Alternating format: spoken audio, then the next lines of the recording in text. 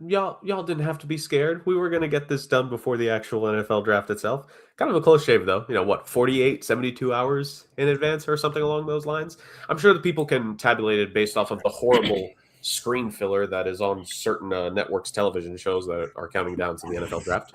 With that being said, ladies and gentlemen, welcome to another edition of the Sports Agents of Chaos podcast, the big 175 episodes and slightly more and counting of the Sports Agents of Chaos podcast, your favorite NFL podcast that has been sweeping the ranks of YouTube for a good little while now. And we ain't stopping until life makes sense at this point. that exact definition, TBD. Joining me on this episode, not too much time to waste, myself, the Iceman, with the opening dialogue per usual. At the bottom of the stream, our games master, Justin. Justin, how are we doing? Yeah, he's okay. I'm feeling curious.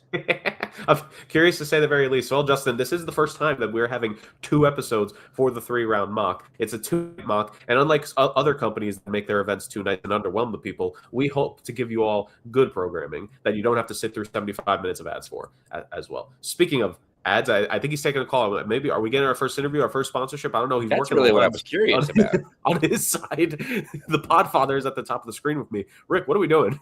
Wait a minute. So you're telling me that you want to trade me Toodles from the Mickey Mouse Clubhouse for the 37th overall pick? Yeah, no, not going to happen, Minnie Mouse. Goodbye. Sorry for that, boys. I had a last minute call in, but I'm ready. I'm here. Let's do it. This show is the king of bits. I don't care what anybody says. Yes, I did. It was for prop for the show. Peanut Gallery's talking again. I was going to say, is the prop going to be returned to its intended holder, which is an adorable? Is she 2 yet? What, 1 year, 21 months? What's the technical age? She's 2.5. There you go, 2.5. She's 2.5. I was somewhat close. Like, give or take. Actually, 2.5 officially tomorrow. Nice. Yeah, how about that? So as we celebrate milestones, ladies and gentlemen, let us pick things up right where we left off last week. Like I said, we're not going to waste any time here. It is the Sports Agents of Chaos podcast 3-round mock, the yearly mock that we do. First time it's taking up multiple episodes in this one, but we are here because we deliver afford to people. So let's go, boys. 32, technically 31 selections made last week. 68 more to be made tonight. How many will be good? That's up to you. How many will be bad? Yeah, we'll see. So with that being said, let's kick things off right where we left off. Ironically, the first pick of last week's first round was essentially by the Jets because we auto-selected Fernando Mendoza. And now the first pick for this episode will also be made by the New York Jets. So Justin, at pick 33, starting us off once again, just like last one, where are we going here? And first off, one of the reasons that we like returning to PFF for the mock this year, shout out your picks, the new feature that they have. So we can already see a summary, and I'll do this for the next selection for what we're doing here, ladies and gentlemen, to remind the people. So from please, of course, go back and watch last week's episode. We greatly appreciate it. But last week, Justin, with his selections at 2 and 16 for the Jets, picked Arvell Reese and Mekhi Lemon. Only took me 3 tries to remember his first name. So Justin, with the 33rd pick, getting the second round started and getting this week's pod episode started with a pick, what do we got? Jerry, I thought you were better than that, lying to the people. I mean, you said we're not going to waste any time, and then you go right to the Jets. That's just ridiculous. Yo, DJ, off this party. Why waste your time? Sorry. No, there's a lot of things the Jets can do because there's a lot of things that the Jets need currently. But I think what's most important is something that they haven't had in a very, very long time, and that's a pass rush. We went with Arvell Reese. I think that he's going to be a good quarterback for the middle of your defense. He'll be able to do a lot of different things. He'll be able to drop back into coverage, but he's going to mostly be up in the front and commanding that front 7. And to do that, I think he needs a really good physical piece that he can command and get into after the quarterback. So I'm going to go with Cassius Howell out of Texas A&M. 6'2", 248. He had 12 sacks last year. It's just what they need, I think, up in the front there. Okay, I like that pick. That's a good one, and especially they did a little bit of shuffling on the defensive line right in free agency. You made a trade with the Titans. You traded them Jermaine Johnson. You got back more of an interior D lineman, so replenishing the edge a little bit with multiple guys. And like Justin said, Arvell Reese, where he'll eventually pan out for his full-time career is TBD. But for right now, like most likely in his rookie year, if he's going to be doing a little bit of both in terms of at some possessions, linebacking, and certain packages, other times maybe predominantly on the edge. And another athletically gifted, talented kid right next to him. I like that pick. Yeah, I like it too. I mean, I think that it adds more depth to that defensive line, which got more depth on the offseason. They did add Joseph Asai on a 3-year contract. Kingsley Enagbare was also picked up for them on a 1-year deal. So if you have a guy like a Cassius Howell who may not have the measurables, to so to speak, but has the raw talent, the ability to learn behind veterans like Asai and Enagbare, I think it could be really good for this team. You pair him alongside a Will McDonald on the other side of the defensive line, and it could be a nightmare for these teams that are looking at, moving forward against the Jets defense. If only the offense could, have any kind of help, but, that's neither here nor there. One step at a time, baby. Exactly. One step at a time. You know what's better than 3 wins? 4 wins. Here we go. All right, we got Geno Smith. We'll be all right. Yeah, that's fair. That's fair. Well, with that being said, next up is the Arizona Cardinals and a Podfather.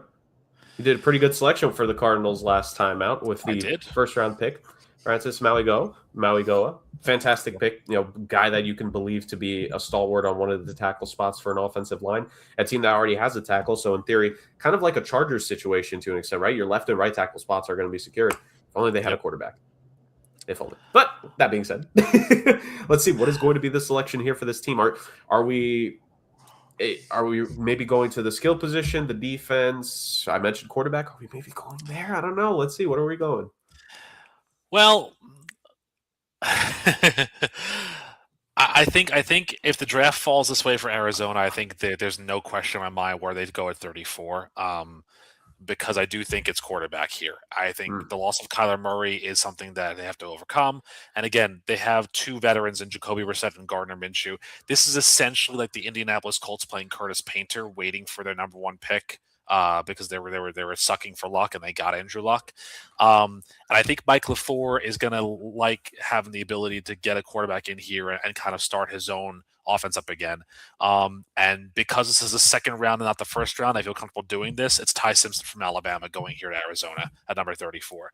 I think that he's a very polarizing prospect in that he isn't exactly your prototypical Alabama type passer. I think that, he does have some good stats and some good ball movement ability. There is a question, of course, about the starting experience at the college level and how it will translate to the pros, because, again, you're really looking at one great year and then how does that move forward? I mean, you've seen guys drafted higher on one great year. The late, great Dwayne Haskins was drafted high on a one-year year. Fernando Mendoza is going number 1 in this draft off of one really good year. And so I think for Ty Simpson, that's kind of the way that it is. I think he's going to benefit in this aspect because, again, you're not going to rush Ty Simpson right away if you're in Arizona because you have Minshew and you have Brissett, 2 guys who are veterans who can show him the ropes, lead the way. I think Brissett's a really good QB1 in this scenario, and I don't think it's out of the realm possibility to see Simpson being QB2 after training camp with Minshew kind of serving in that Jameis Winston role, helping him kind of understand the way the pro ball works. So I think in this case for Arizona, it's a smart pick here. Is it a waste of a pick? Maybe, because you're not getting a day 1 starter. But again, you have to think about your future in some ways, and I think Ty Simpson could be that guy for them. Okay. More than fair. I was waiting in all his analysis. I was waiting for him to say, but I really don't like the college this guy went to, so I'm not picking him. Jared, it's a second-round pick, so I'm it is what it is at this point. Jared, we have to stop the show. We got to find. There's no way that. This is not the Podfather that we know. Wait, hold on. I have our podcast right now. I have just took an Alabama quarterback. I have the 34th overall pick. We have the undo pick option right here. We have the undo pick, like doppelganger. Take off your mask, whoever you might be, and say your real selection. Because the Rick we know would not take an Alabama quarterback, except maybe with the 200th pick in the 7th round.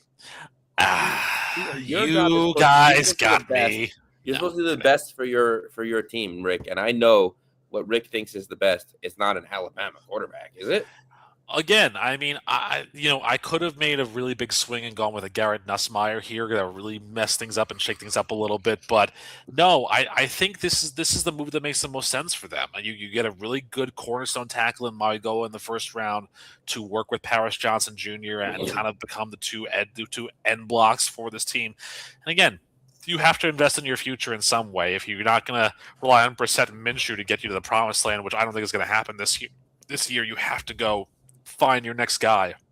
And look, he's just after Mendoza, this is the second best quarterback in this draft. And I feel like if you let him fall to another team, it's not going to be prescient in a way. So I would think this is kind of his landing spot. It's a good landing spot for him because, again, he's got DeMercado, he's got Marvin Harrison, he's got Trey McBride, one of the best tight ends in the game, to help him develop. I think like I said, you could see him being a good QB2 in this regard here.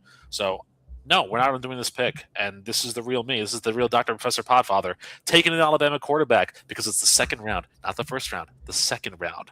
Look at Bryce Young, failure. Look at Tua, failure. Ty Simpson, second round, possibly not a failure right away, but decent enough, I suppose. Rick, say the word, and I'll hit the undo pick. You want me to go Sawyer Robertson instead? I know you want to go Talon Green here in this one. I know you want to go Haynes. No, you want to go Diego Pavia. Oh, I know you want to go him to Arizona. Miller Moss is looking real tempting over there. No, it's Ty Simpson. We're sticking with it, boys. Okay. We're turning over a new leaf because maybe this year I'll actually win again, and Justin's 1 year reign will be terrible, but 1 year in short. So. Well, let's move on. Let's go to the Tennessee Titans here on this one. 1 first-round pick last week's draft made by myself. Sonny Styles was the selection there. Pretty good selection, if you ask me. And I think not that side of the ball necessarily, but I think in the same vein is where Robert Saleh and Brian Daboll are going to continue to build this Tennessee team from. They're going to build from the inside out. And I think, here I've seen some mocks. I've seen some people talk about how they could see this guy maybe going late first round. He has great physical tools, good player, upper body beast, and has really good active hands. I need, they signed Volson from the Bengals in this past offseason, but it was just to a 1-year deal, and Bengals fans weren't necessarily sad to see him go. So let's just beef up the interior of the offensive line here. I'm going to go with Emmanuel Pregnon out of the University of Oregon. Had a couple stops in his collegiate career, but one of the things that a lot of people praised him for was his durability. I think double-digit starts in all of his full-time starting seasons, every single season he was in NCAA. One of the older prospects in this draft, I think he's 24 at this moment. I don't know if he's turning 25 before or just during the season. It's somewhere in that timeline. But he's a guy that you're expecting to be able to plug and play right away, and you need protection for Cam Ward. You need a interior offensive lineman there to help get the running game going. Tony Pollard is there. You pay him a decent chunk of change per year to put up some production. So I think that's the way to go. Pregnon to the Titans with the 35th overall pick. And now to the Vegas Raiders, ladies and gentlemen. This selection to be made by the one, the only games master, our defending Big Challenge champion, Justin. Justin, of course, we auto-drafted this last week for the first overall pick. It was Fernando Mendoza from University of Indiana going first overall. And so now where do you, our good friend, consider taking, or who do you consider taking, I should say, for the Raiders here at 36 to support Mendoza? Is it a offensive skill position player? Is it another piece on that defense? When the hell are they going to trade Max Crosby? So many questions. Justin can't answer that last one, but he got at least unfortunate. The main one, which is who are we taking for the Raiders here, Justin? See, this is a tough question because this is a real important pick for them. Who do you pair up with your top tier quarterback? This is, one of the better quarterback prospects I think that we've seen come out in a while. I understand it is 1 year, like Rick said, but I mean, when was the last time we had this kind of hype around a quarterback coming out first overall? So it's really important. Do you pair him with a receiver? Do you get a tackle? Do you go back to focus on the defense, which is sorely needing some help? So there's a lot of different situations, I would say, that, could really affect what direction that you're going to go in. Yep. Let's just say they're picking at the top of the draft for a reason. Yeah, I mean, they definitely need a receiver, but as the way that this board has fallen, I'm not sure that the receiver is there at this point. So I think what I would like to focus on is what I think is important is outside of the quarterback, you got to build from the lines out. And I'm going to go with the best prospect available in terms of their tackle, and that's going to be Max. I'm not going to try and pronounce your last name out of Arizona State. Ehinekor? Ehanachor. Yeah. I was close. Yeah, we're pretty close, yeah. Look, 6'6" kid, 330 pounds. He's a redshirt senior. you could do worse, I think, in terms of prospects. He's played right tackle his whole career at Arizona State.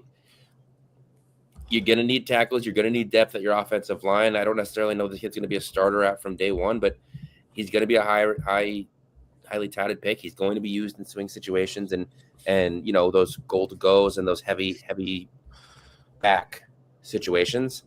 And I think it's a good start in terms of bolstering your protection for a young quarterback. Yeah, I mean, DJ Glaze, I think, is the projected starter for them, third year for Vegas. So it's kind of a make or break year for a kid like that. And if he doesn't do the job for you, if he doesn't progress the way you expected him to, then you can put Max here over on the right side of the line, because left tackle Colton Miller, we know he's the guy, right? Like we that's been their guy ever since they drafted him. I think I remember when he was drafted, I think it was somewhat questionable, because I think he was drafted he was drafted near the range of like those Gruden era Raiders that were not pretty, to say the very least, if I'm not mistaken, maybe within that era or just before it. But he's actually one of the good first round picks that they made in the late 2010s period, 2020-ish, maybe, give or take. So why not take a tackle? You develop him for a year, and if you need to put him on the right side of the line, you could put him right there, to say the very least. So no, I think that's a good pick. New York Football Giants, who, because of a certain trades that happened in real life that we'll break down in a little bit more detail here when we get to the second team involved, 2 picks made for them, because they just basically inherited the pick we made last week, and it's 2 Ohio State guys. So, Rick, I'm trying to think, where is the next Ohio State player here that we could just auto draft so you could make that the selection for them? Not happening. Not Davison Igbinosun. Nope. They don't need a corner? Nope. I mean, they could use a corner, sure, but I think that they can get that a little bit later on. They still have a few guys that are there that are decent enough. You still have D. Banks and Drew Phillips, and they added Greg Newsome, so they still have some depth over there. I think that this is an interesting selection for the New York Giants because, again, like you mentioned, they did trade for the number 10 overall pick. We do have them, if all things pan out the way they are, taking the safety in Caleb Downs, which I think would help their secondary out immensely to go along with Cornell Tate, the wide receiver. But I think when you look at the rest of that roster, one of the things that you see is that as of right now, they only truly have one nose tackle, and that is Marlon Tuipulotu, who was 6'2", 307, who I think was on the Chiefs a bit last year. But again, he was part of final roster cuts, so they don't have a true starting D tackle on this roster as of yet. And so that leads me into the defensive interior, and it was a real toss-up for me between 2 different guys. Caleb Banks has a lot more size and strength and ability, but I think in this Giants era, the off-the-field character issues are really going to stunt him. Plus, there's a lot of injury history with Banks that I think speaks volumes to the fact that he might not be the guy right away. He only played in 3 games last year versus 12 in the last 2 years each. The guy that I think they're going to go with is somebody who was kind of slid out of the first round in a lot of mock drafts because of some tape or some kind of combine issues and whatnot. But I think if you really look at who this guy is, he's going to be a guy, a day one starter in the trenches, and somebody who is going to make a difference out there when paired up with this defensive line. That'd be Peter Woods out of Clemson. He's 6'2", 298, has a really good motor, excellent ability, good blend of size, strength, and athleticism, and a very explosive first step. Now he's got to work on that pass rush a little bit here, but I think that this is a guy who can help stuff the run. The Giants need that in the middle of that defensive line. And if you put Woods there and kind of let him be that guy, you could really have somebody who could be a star maker on this defensive line here. I think at this pick too, this is great value for the Giants getting Peter Woods. You just love sniping me on these picks because he was honestly going to be my pick to the Texans because it's a very similar thing. I was between Banks and Woods for this Texans selection right here. And let me just make the pick because your coin flip essentially decided mine right here. So I'm also going to go with a Texans team that you can make the argument that, and I'm in a similar position. Justin kind of mentioned wide receiver. There's no wide receiver here that wows me enough to want to go with the 38th overall pick. So why not go for a guy that's a little bit safer positional value-wise? And let me pick Caleb Banks. And Rick, let's talk about these 2 guys back-to-back one another since we were both between the 2 of them. I hear what you're talking about because in his draft, you read draft bios about Woods versus Banks. Again, we were talking about, I forget with which prospect last week, we kind of mentioned the whole thing with arm length is still one of the metrics that people bring up to this day.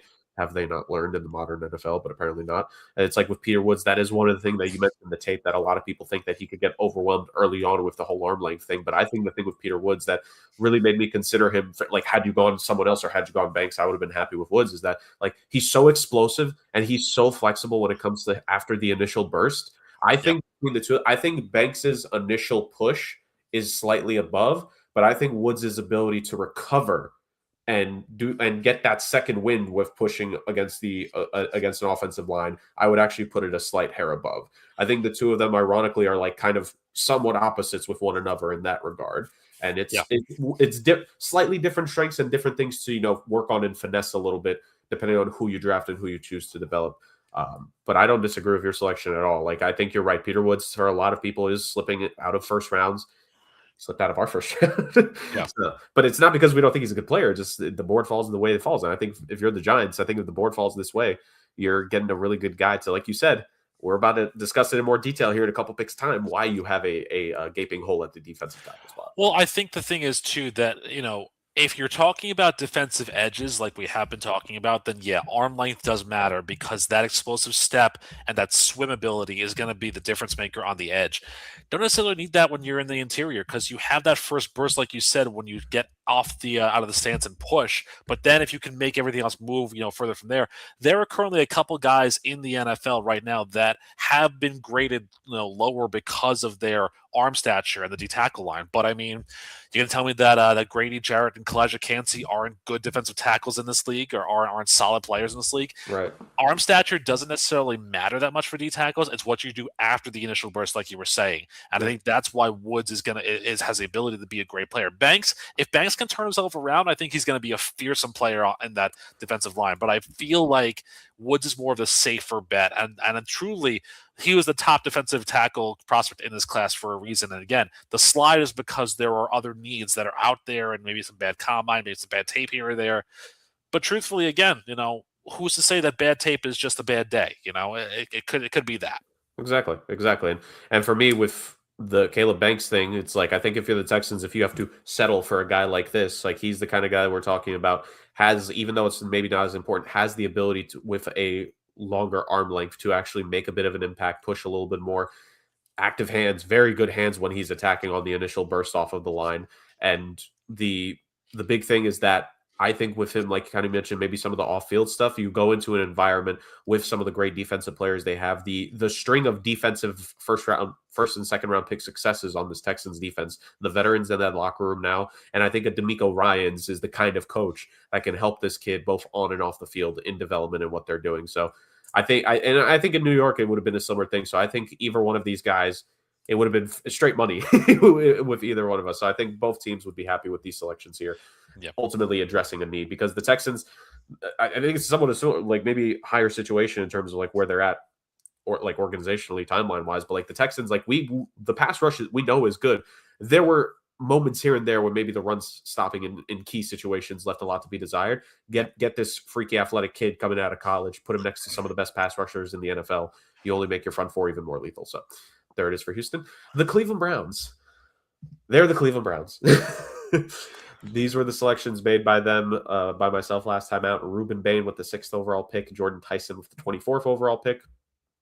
And now we continue here with Cleveland. And oh boy, big sigh. One of the reasons I of course I said it in jest, but it wouldn't have been a bad thing on my part, is because I was most certainly considering Ty Simpson here. And I almost do have to think, if Ty Simpson does end up falling out of the first round, or even if he gets to pick 29, 30, 31, I could see a team. I think the Cardinals or the Browns are going to be invested in the potential of a trade up late in the first round or early second round for a guy like Ty Simpson, to just get a young quarterback in there. Now, I know people are like, well, the Cleveland Browns do have young quarterbacks on the roster. They do. It says a lot about those young quarterbacks that I still think they would have wanted to draft one, to say the very least. But I mean, we this has been the story of it, right? The board falls the way it falls, and you're not getting the guy there, Cleveland. So where do we go from here? Went skill position with the second of the first round picks, which I think is overall pretty solid. It's really weird to look at this team and be like, on one hand, because you can't really pick quarterback here because the defense is so good, you're addressing wide receiver in the first round. Like, okay, like the needs are kind of, on the other hand, still plenty of needs on this Cleveland Browns team. It's the Cleveland Browns for a reason. They always need talent. They always need something there, to say the very least. So I look at this board, and I'm very interested to just like, you see some of the names on that list again. I think we're slowly getting into the category. Maybe Taylor and Parker here but could be the two exceptions, boys. But I think we are starting to get to the point where it's like the bona fide first round talent is all but gone at this structure. So you need to take a guy here that you believe in, that you'd like to.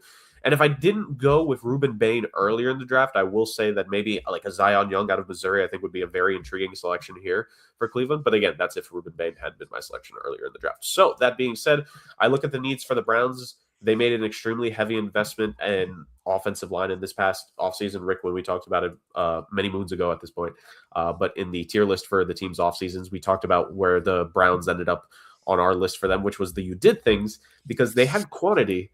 The quality, somewhat questionable. So I think when it comes to the offensive line, you kind of have to consider that when it comes to just continuing to hammer that home and needing to do. And again, maybe this guy, maybe this is more drafting from a position of strength just because you have so many veterans there. But with the veterans you have more time for this kid to develop. But I'm very interested in Chase Bisontis out of Texas A&M. I think he's a good player. And if you're the Cleveland Browns, I think adding offensive line can only suit to do you well here.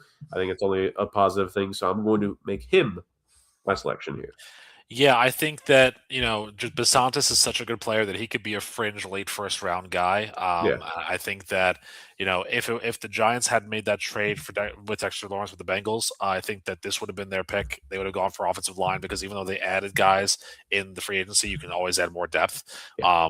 But I like Bisontis a lot. I think he's a very, very talented guard at 6'5", 315, really good grading for him. So I don't hate the selection at all. I don't really like him going to the Browns because I hate when good players go to a bad team like the Browns. But that being said, good pick by you. Yeah, good. Remember, I'm actually trying to help the Cleveland Browns in this situation, unlike what they do for themselves. But why? Yeah. Well, that's true. Yeah. Maybe, who knows? Maybe all these mock drafts that the three of us have done here on YouTube will lead us into a assistant to the assistant's assistant to the assistant's assistant desk operator for a general manager one day. So, okay, that's fair. And we can begin that line up the chain, as they say.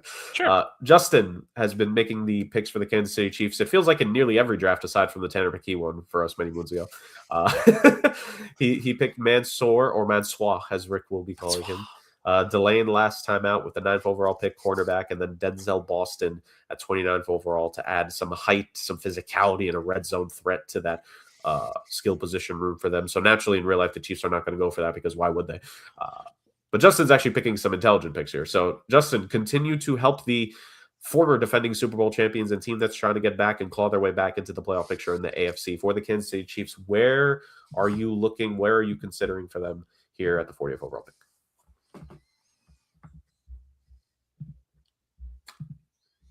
I said I was considering Ed Rusher, but I think that I'm muted. So indeed you were. I was. So because I was muted, I'm just going to go a completely different direction. And I'm going to double up on what we originally did as a Kansas City Chief. And I'm going to go with pass catchers, but on the defensive side of the ball. I love Mansour Delane. I love Denzel Boston. I think we got to keep going with these corner wide receiver combinations. So I am going to go with D'Angelo Pons out of Indiana. Shorter prospect, but really, really smart guy. He's going to be great, I think, as a nickel back, which is going to be perfect considering they just drafted a number one. They do need some more help in the secondary, and I think that's something that they need to continue to work on. But some real intelligence, some real strong play, and I think that he will fit their scheme very well. I agree. I'm not going to disagree there. You know what? You lost three corners on your team in the offseason, traded a couple, and the others left. Using 2 of the first 3 selections is good here. And then where I think with Mansour, God, now I'm saying the freaking names. But Mansour, let's just stick with the gimmick. When you go Mansour early, you get that guy who you believe is your number one corner. You get a Pons, like you said, that you can maybe play around with. Give a guy like that, a weapon like that, in a Steve Spagnuolo defense.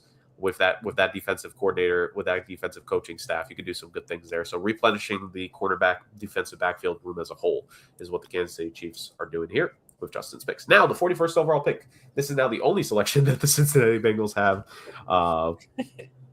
Well, actually, no, they have the 17th overall pick as well. But this is technically the new first pick that they're making in this draft because, boys, a trade was made 48 hours ago at this point, and we were just like, see, why would we let that affect us? Dexter Lawrence, Sexy Dexy, as he's called himself, going to the Cincinnati Bengals, a trade from the New York Football Giants, which is why they needed a defensive tackle here so suddenly. They probably could have selected one anyways to help the guy. But Dexter Lawrence goes to Cincy in exchange for the 10th overall pick, straight up 1-for-1. His physical was passed, unlike what certain AFC North teams do with acquiring defensive linemen, for first-round picks.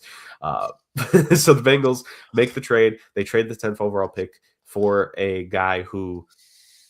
Interesting takes online from people that I've seen on all ends, to say the very least. So quick analysis here. I have my selection that I want to make here. So before I make that, what did you guys think of the trade of Lawrence to Cincy? And by the way, just for context for the people, he did get a 1-year add-on to his contract because that was like a whole thing that was being made. So he currently is on like a new 3-year deal. When his agent sees the prices the defensive tackles have right now, maybe this will be revisited in a couple months' time in training camp. But let's just assume he's going to report to training camp with no issues right now. Dexter Lawrence is a Bengal. Your thoughts? Well, look, I think if you're Cincinnati, this is a win-now move because, again, coming out of the free agency this year, you lost Trey Hendrickson as the consolation prize in the Max Crosby saga, I suppose, if you want to call it that. And while they made some other moves, that can help them out defensively, you still have to find ways to win, with what you've got. I mean, Joe Burrow will turn 30 this year, which is something that I never thought that we would actually ever say because, I know. December 10th of 2026, he'll be a 30-year-old, which is just something incredible here.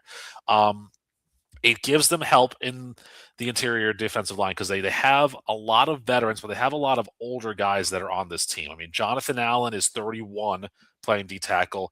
B.J. Hill, who's been their heart and soul for many years and just signed a 3-year, $33 million contract extension last year, he's also 31. Chris Jenkins is there too. He's a younger kid, but he's still a second-round pick. He's still got time to learn. Jordan Jefferson, still a young kid, but was a 4th-round pick on the tackle. To Darrell Slayton, a 28-year-old kid, 5th-round pick in 21. So they've got depth, but not a lot of guys who are going to be stars or going to be active players. When you get past the older guys, the older veterans that are there, it's just, you have to bring in somebody like a Lawrence that will help you win immediately. And that's something that the Bengals are banking on him doing. This is basically boom or bust for Zach Taylor because if this doesn't work, I can see Cincinnati making a coaching change at the end of this year. I think what this also does too is it rectifies a wrong that happened to them last year with the whole Shamar Stewart saga because they drafted him very early on in the draft last year and he held out, which wasn't exactly the best way to start your career because he then also, was very elaborate and very effusive about, the language of the rookie contracts and leaving minicamp early and everything. So you want to bring in a guy who can maybe speak to Shamar Stewart from a level of, hey, I was in your shoes as a young buck once that was a little bit ornery and a little bit feisty. This is what happens to you when, you don't play the game the right way, and that aspect of it. So I think it serves 2 different levels for the Bengals in that regard. It's a win now thing, but it's also getting another voice in the room that can assist these younger guys because you're not going to hold on to Allen and Hill forever. And those are your 2 big guns. But if you have Lawrence there, it will help you. I think Lawrence will probably win a starting job for them right away. You don't give a guy that much of an extension, with him not winning a big job right away. So I think we'll see. It'll be interesting to see how he improves on his scheming ability because he was not great last year getting into the quarterback immediately. And this Bengals defense, needs that help. But Al Golden, I think, can really help him kind of figure out his scheme and his right fit. So don't hate it for the Bengals, but it does seem like a move out of desperation. So we'll see. I mean, again, all it takes is one injury for a guy like Allen or Hill to go down, and then Lawrence is right there. So it makes sense in that regard.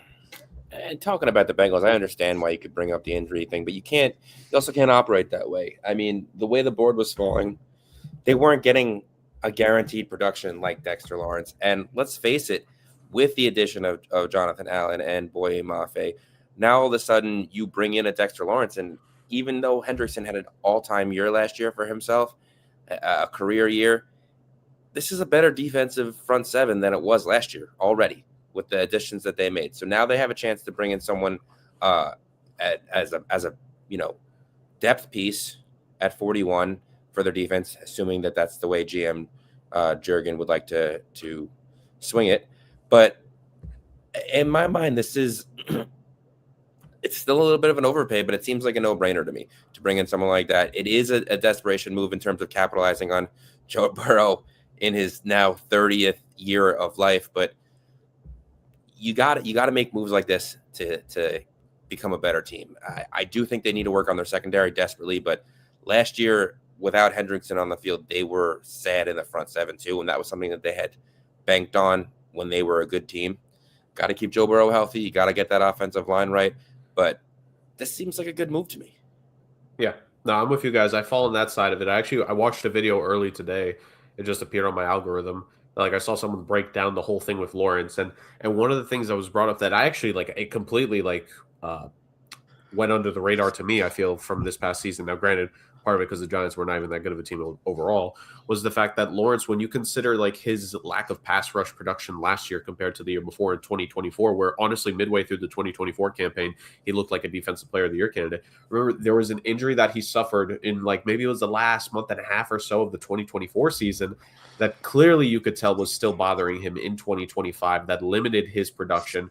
And just overall, that Giants defensive line was nothing to write home about last season when you're firing the defensive coordinator, when you're giving up 20, 30-point leads. Let's just say overall, the defense was not a highlight of the New York Football Giants 2025 campaign in any way, shape, or form. I think Dexter Lawrence, since he's came into the league, has consistently been one of the most double-teamed guys around. And I think that, along with putting him next to a disruptor and BJ Hill, the two of them working together, I think, kind of like to Justin's point, maybe you'd lose the guy in Hendrickson who produced so much for you in his peak years in Cincy, but I think you are having arguably a more well-rounded defensive unit as a whole now in terms of that front four and that front seven. And I think, to your point, Rick, if you just look at the Bengals depth chart, and I kind of had to glance at it a second time when I was deliberating on this pick, they added Boye Mafe in this offseason, right? So they made that signing and hoping that he can have a repeat. They have Dexter Lawrence. They signed Jonathan Allen. They have Miles Murphy, who they're hoping he can take. I believe it's a year 3, a big year 3 leap. They're hoping that Shamar Stewart, not having to hold out of camp this time because of contract language, a full training camp underneath him could actually help him out going into this season. I think there's something to what Cincy's doing here. I think it was a good 1-for-1 because honestly, in our mock, Caleb Downs was available. There's no guarantee that a guy like him is going to be available at the 10th overall pick. There's no guarantee that whoever they pick at the 10th overall pick is going to be as good for you in the first 3 to 4 years of their career, and what the last 3, not last 3-4 years of his career, but the next 3 to 4 years, maybe the end of Dexter Lawrence's peak would be. So I think it's a win now move. I think it's a team that, again, honestly, the AFC North is wide open again. The Ravens are not overwhelming me as the favorite going into this year. And if you're Cincy, why not do a move like this that you feel could help you out? Especially you add that interior defensive tackle going up against the AFC North. The Browns just have to completely retool their offensive line. The Ravens lost their all-pro caliber center, and the Pittsburgh Steelers, they're probably going to have a geriatric at quarterback, so he's going to end up getting sacked a couple times in their face. So ultimately, pretty good for Cincy. And now, really quick, let's go to my pick because I had this pick mapped out for a bit. I'm going corner here as well. So Justin, he had that one right on the money. I'm going quarterback here. They traded for Lawrence. They added safeties in free agency. Let's continue on it between linebacker and corner. I'm more confident here in corner, but I'm not going to go with the guy who you think I would select here. All due respect to Terrell, I know he's falling here, and we will pick him at some point, but I actually really like here late in this draft process, Chris Johnson out of San Diego State University. I was deliberating between him, Terrell, and Justin's pick actually in Pawns that he just made. And I just think ultimately, in terms of being a guy who I think there's so much flexibility in terms of where you can play him in coverages, I think a guy who's really going after it when it comes to tackling guys and is pretty good at being able to hit the high points of a catch radius for receivers. I think that screams to me Chris Johnson. That screams to me a guy that the Bengals need. I just like the pick, and you've added safeties, you've added the interior of the defensive line. You're hoping your pass rush, you even added to the pass rush with Mafe. let's add to this. Let's add to the quarterback room now. Let's go, Chris Johnson. So there's that selection for me for the Bengals right there. Back-to-back Podfather picks here with the Saints at 42 and the Miami Dolphins at 43. I will say this, though, as well, just before I make my Saints pick. Jerg, to your point about the Bengals and to our point about having this be a win-now team, if you look at their schedule, obviously we don't know what the week-by-week breakdown is, but they are playing, obviously, the AFC North twice, the NFC South, the Chiefs, the Dolphins, and the Commanders. So if you have a good defense, I think you can feast, and they could probably win 10 or 11 games with a good defense against those opponents because you got Miami, who has Malik Willis as their quarterback. The Chiefs are trying to come back with Mahomes, maybe see what they can do. The NFC South is always a dog fight, but not in a good way. And then the Commanders, Jaden Daniels, if he's not fully healthy, back Lee Mariota. So I think it does play well for the Bengals in that hand. I'm staying with wide receiver on this one because I think the Saints, we drafted David Bailey, number 8, and it's a project, but I think what the Saints need to do at this very point in time is get another weapon on their offense, somebody that can stretch the field a little bit. Chris Olave is a very good wide receiver, number 1. They have a couple guys that could be wide receiver 2 material. Jalen Polk, I'm looking at you, Samori Toure as well. But I think you need somebody who's going to be more vertical of a threat here. And that's why I'm going to go with Chris Brazzell II out of Tennessee, who is 6'5", and who has a very good catch radius, but also wins battles downfield quite consistently. Doesn't have a really good route running ability, but you can always learn that. You can always get trained in all of that. And I think that, it gives Tyler Shuck another weapon, another body to throw to downfield, especially when you have guys that are there, with, Scott Tolzien and Keith Williams and the coaching staff, somebody that they can give a run to and try and make things work in this regard. So I think that having him there as a 6'5" body is going to help Shucks develop it even further. And I think that's going to be a big key for them moving forward. And again, you saw how well it worked in Carolina with Ted McMillan. So if you get another big body in there, it could be someone that could help you catch balls and win a lot of games here and there. A lot of people are starting to believe in Tyler Shuck here as well. So yeah. Get weapons around the kid. 100%. Listen, he's proving it, time and time again that he's a force to be reckoned with over there. And now we get to the Dolphins, who I think could be in the running for the 2027 number 1 overall pick, because I think this team is, a problem, and not in a good way. Took Casey Concepcion, maybe a bit of a reach pick at number 11. Justin was very quick to jump down my throat for that one, as he always is when I make a rough I was pick. really nice about that one. Yeah. I completely said you were nice, but you were very quick to jump. So I was asked. I didn't say anything until I was approached. I know you were, but still, it's one of those things that we just continue going on here. That's not the worst pick you ever made. Yeah, like I said, I know. Like it, I know it's not the worst. I don't necessarily like him that high, but that's also not necessarily because we went through this. Okay, you can go. No, thank you. Yeah. Appreciate your help there. So I look at what Miami. I know. I look at what Miami has, and I look at what is predicated on what they need. And I do understand the idea that, this offensive line needs help consistently and considerably.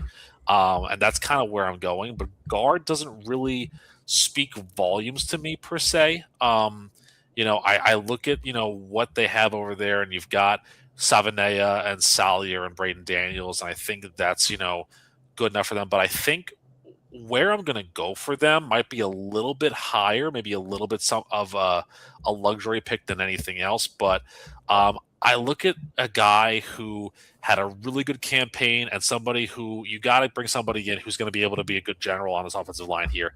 So it's going to be a high reach for them, but I think the Dolphins are going to be all about reaching in this draft. I'll go with Sam Hecht, the center out of Kansas State here at 43.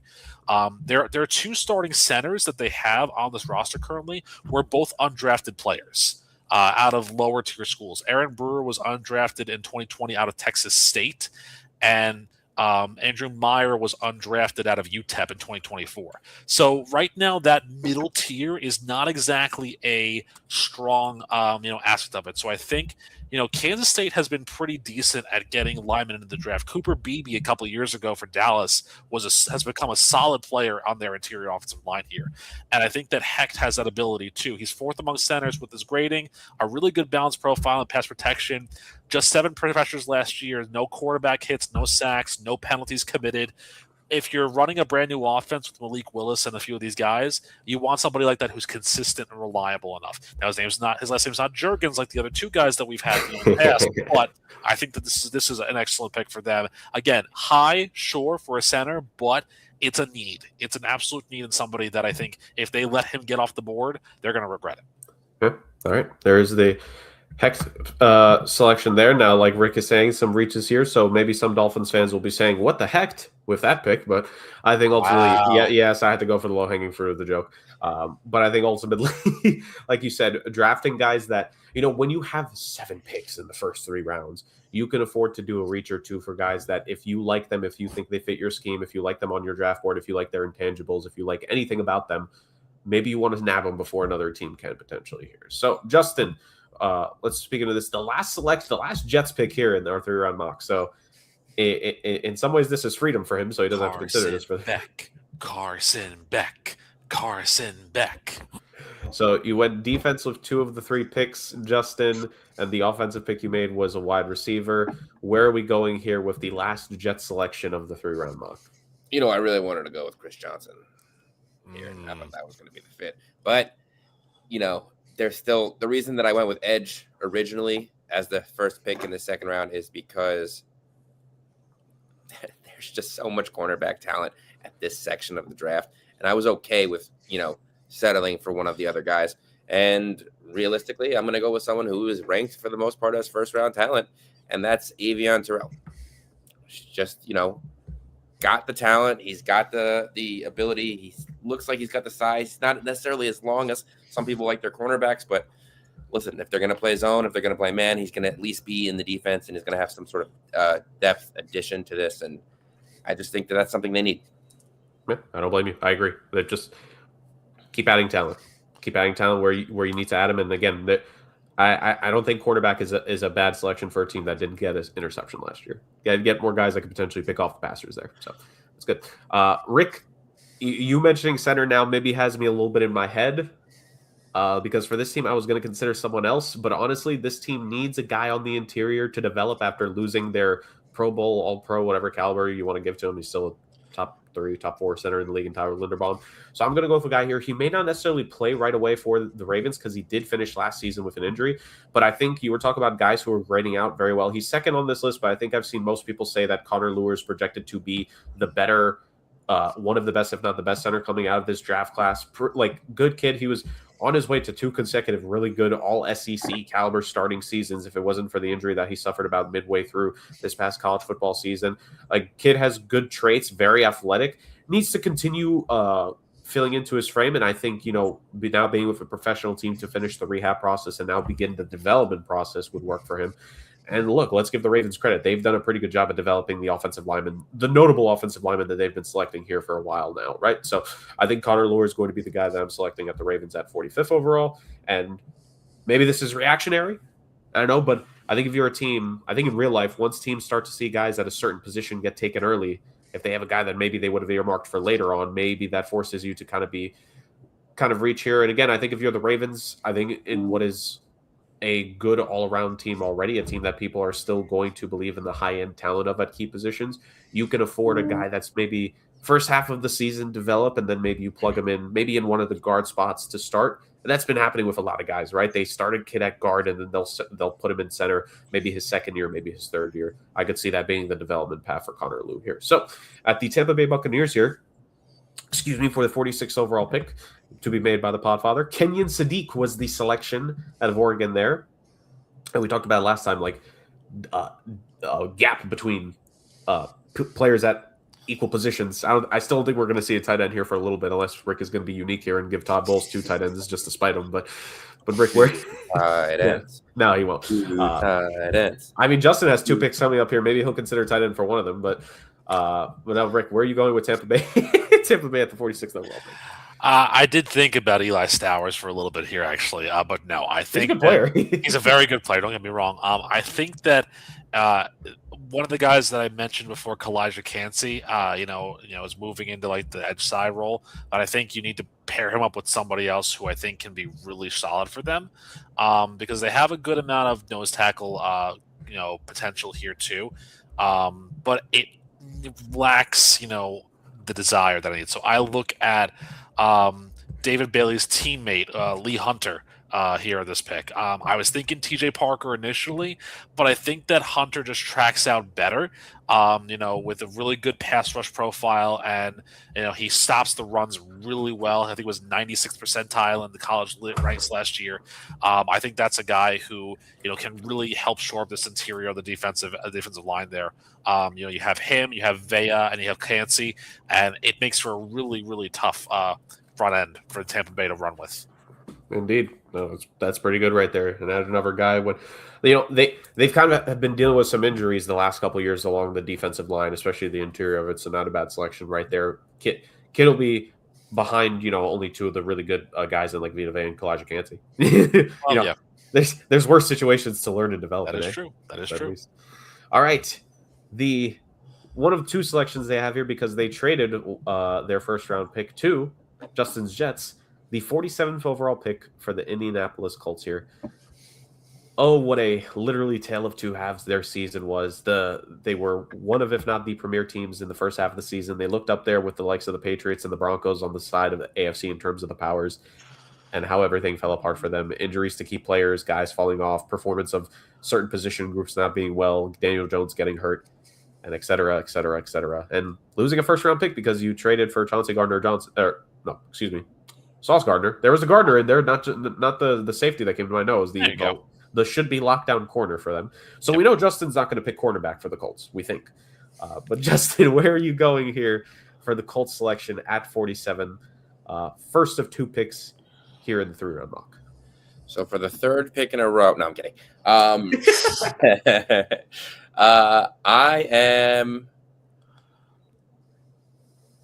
torn.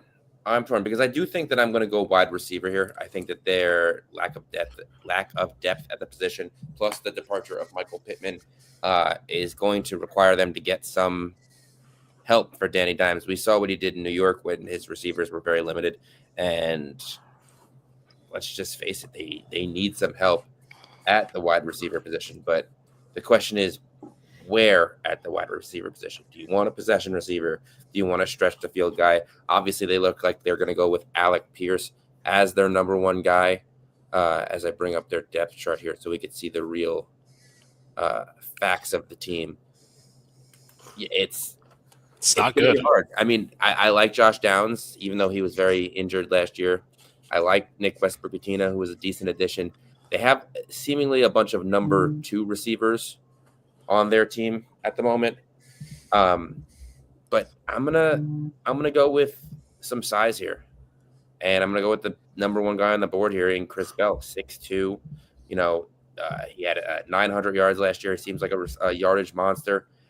72 receptions is a career high for him in college. I don't really know. There's a lot of different directions I could have gone with the Colts. It's hard when your first pick is 47. Yeah. But I think that's the best move for them in terms of position. Yeah. Don't forget that currently the Colts have as their running back two the greatest name of the football season, Ulysses Bentley IV. Yeah, there it is. No, I don't disagree with your pick necessarily, Justin. Just because I think they needed to add a wide receiver here. When you traded Michael Pittman away, you gave Alec Pierce the big contract, and with what you traded that first round pick for, you're kind of forcing yourself to maybe typecast a little bit here, and maybe some people would argue you could have considered D-line or linebacker, but I think for this team right now, look, I'm not saying he can't be a really good receiver, but Alec Pierce, the production for him, I mean, it may not necessarily go up. He was very much in the big yardage gains last season, right? He had his yardage off of yak and explosive, deep vertical plays. He's going to get a lot more, not just on the vertical stuff, but in the short and intermediate almost. And you kind of need that guy to help him on a possession-by-possession basis here. And I think wide receiver probably is where they're going to have to go at the 47th overall pick. So I don't disagree with the pick here necessarily. So with that being said, the Atlanta Falcons are now on the clock. Once again, for Justin, are we going maybe a similar mindset? Drake London needs a new number two in Atlanta behind him, right? Do we go wide receiver here too, Justin, or are we considering something else here? Or are we maybe thinking quarterback here? No, I'm going to go back to what I know best in the second round, and that apparently is cornerbacks, because let's face it, they've really put some work into reshaping this secondary. I think it's back to what the Falcons are really good at. They control games with their defense, and that's really what's kept them in. They've been like this hit or miss team that's somehow always been very close to or covered the spread throughout their games, but they can't seem to get anything going on offense. I'm not going to worry about that for now. Let Bijan Robinson still develop and become the superstar that he is. They have some decent receiver play. The quarterback is still an issue, but we'll figure that out when we figure that out. So for now, I'm going to go with the best cornerback available, getting back to what I know, and that is Colton Hood. Nice. That's a good pick right there. It's a really good pick. Yeah, I think it fits well. They who'd they get from the Bengals? What's his name? They lured away Jesse Bates. They have AJ Terrell. Yep. You know, they have some depth there, but they still need pieces in terms of the secondary. And it's a pass first league. And if you want to stay in games, you got to make sure that you can at least defend, you know, the back end.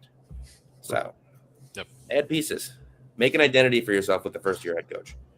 I agree. Pretty good pick there. All right. Minnesota Viking. Skull. This is going to be an interesting selection here, to say the very least, because with Minnesota, you bring in Kyler Murray right as the quarterback, and 9 is now going to develop here, we think. At some point, maybe he just won't. But Kyler Murray is going to be the 1-year minimum stopgap, if not become more than that, depending on the production that you get. Skill position group, like you could maybe say this team needs a little bit of youth and running back, but do you really want to go with that at the 49th overall pick? Is maybe somewhat questionable. And wide receiver wise, like Kyler Murray could be the guy to help Jordan Addison get more production, maybe really be a true bona fide wide receiver 2 next to the bona fide wide receiver 1 that they have in Justin Jefferson. And then you have TJ Hawkinson there as your top tight end. Josh Oliver is a decent backup as well. I don't think you need to consider going with a skill position player here for the Minnesota Vikings early necessarily. So, and Blake Brandell along the interior, Michael Juergens as his backup. So I'm not gonna pick a center here to get in the way of my guy from getting potential playing time here in the future coming up. Of course, naturally, us Juergens got to stick together in any way, shape, or form. So I have to look at other positions here, and They made a couple of acquisitions here in the offseason that, guys could be starting. But aside from Byron Murphy, it's not being listed as as one of their needs here. But I still think this team really needs help at corner. I think like Justin and I are going like band for band here on picking quarterbacks to start off. And I think that's just going to continue here because I was willing to forego some later. Yeah, no, I don't blame you. And I'm thinking a similar mindset here where I look at the Minnesota Vikings and you need to add youth and athletic kids here for yourself because you just need to add some freaking talent in the secondary, man. Like that's ultimately where it comes to. And let me add a talent here, a kid who, in similar vein with Justin, only played 1 year at this school, but played a pretty good season, all things considered. 2 pick sixes on the season for himself for this team. Second team All ACC. Good tackler, which is very nice, and very nimble feet when it comes to keeping up with wide receivers when they're running their routes. And if you want to be a little bit unique, you can put them in a blitz package as well. You could make them blitz off the edge. Give me Keontae Scott for cornerback here from the U for the Minnesota Vikings. I've been saying on this podcast for years that they need to keep adding guys on the defensive side of the ball, and I think that still remains true here. The defensive players they have that are actually good for them, but there's still so much to be desired with this team. Maybe you could have made the argument I could have gone with the interior there. I think that would have been way more of an overdraft than I would have been comfortable with making at this point. And I just think add more to the secondary. That secondary doesn't. What is our new slogan here on the podcast, Rick? It whelms me. It doesn't over or underwhelm. It whelms. I'm very whelmed. Very whelmed. Speaking of being whelmed, the Detroit Lions here, their second pick here of the mock, their last pick here of the mock as well. So Rick, Spencer Fanow, 50th overall. What do we got? They have to replace Alex Anzalone, and this is where I think they're going to go to be a linebacker. But it's not going to be the top linebacker according to the ratings, because when you look at Jake Golday from Cincinnati, what his stats are, the problem is that he has a lot of issues with anticipatory play. Okay. And when you're graded that high, but you say at worst you're a special teams player, that's not really ideal. I think the best linebacker is actually a gem here, a diamond in the rough, and that's Anthony Hill Jr. out of Texas. I really like the way he plays. He had a phenomenal sophomore season for the Longhorns. He had 113 tackles in 2024 with 8 sacks. Last year, I think he had a couple of injuries that hampered him, but he was still a guy who was on a lot of award watch lists, and he still finished up with 69 total tackles, 7 for loss, and 4 sacks. You pair him with Jack Campbell, and I think you don't lose a step if you're Detroit. You need to keep, refill that void where Anzalone was, and I think that Hill's the right guy to fill that void. Rick is not scared to take a guy that's maybe slightly off the projection if he thinks he's the better fit for a team, to say the least. Round 2, I think, is the round for Justin, because Justin's going to be putting on his multiple GM caps here. He's got 3 picks in a row here with the Panthers, Packers, and Steelers. So, Justin, let's not waste any breath. What are your selections here for each of these teams, respectively? Okay, there's going to be a lot of talking. Let me get Rick's pick in here for Anthony Hill Jr. If I could find him. Definitely a guy I would have considered maybe with one of the later second-round picks for a team that I had on the board, Rick, to say the least. Sure, but again, I mean, that how I am. You find a guy that you like, and you don't want him to fall that far because you would lose him if you do. Yeah, so. I think you and I have not been afraid to make some of those selections here. Like I've made some picks that maybe per the rankings are maybe 10, 15 pick places off, but yeah. You look at the talent, need, intangibles, like sometimes you just have to fall for it, especially like once you get past the first round, like second and third round picks, like you can hit on them, but like you can take a risk there. Exactly. So is Justin going to take a risk for any of these teams with these picks? Yeah, I see Scooby Williams and Squirrel White in his next 2 picks, actually. You never know. Yeah. All right. Justin's we're going to go. Pick was Omar Cooper Jr. for the Panthers. So that's a good pick. For the current one. See, now here's the question of, do we reach? Because if you're really filling for team needs, there's not a lot of the guys that you're looking for here as a, Carolina Panther. But if you're looking for best player available, there's a lot of guys that you might want to consider. I think that you guys are right, though. Once a position starts to really go, you're gonna have to start addressing needs, and for that reason, I think I'm gonna go center here. And I'm gonna go with Jake Slaughter out of Florida. Okay. Big kid, 6'4", 303. He's still young. He's played, his whole career over 1,500 snaps for the Gators at center. He's only given up 4 career sacks, which is pretty good. And he's been on, one of the better teams. He plays in the ACC. They play some good pass rushers. There's a reason that he's mocked low compared to a lot of other players, but I think it's a good fit for them. The next team is the Green Bay Packers. And shout out to cousin-in-law Jack. I'm going to take a punter for you. No, I'm kidding. He was no, let's try and make something good here. And let's bring up the Packers roster just for old time's sake, so that I know that what I'm thinking is not completely off base. And, I think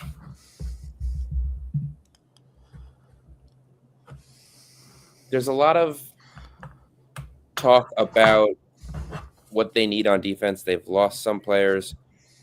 But honestly, after that trade, I'm still thinking that they need depth at receiver. There's lots of guys that they had on their team that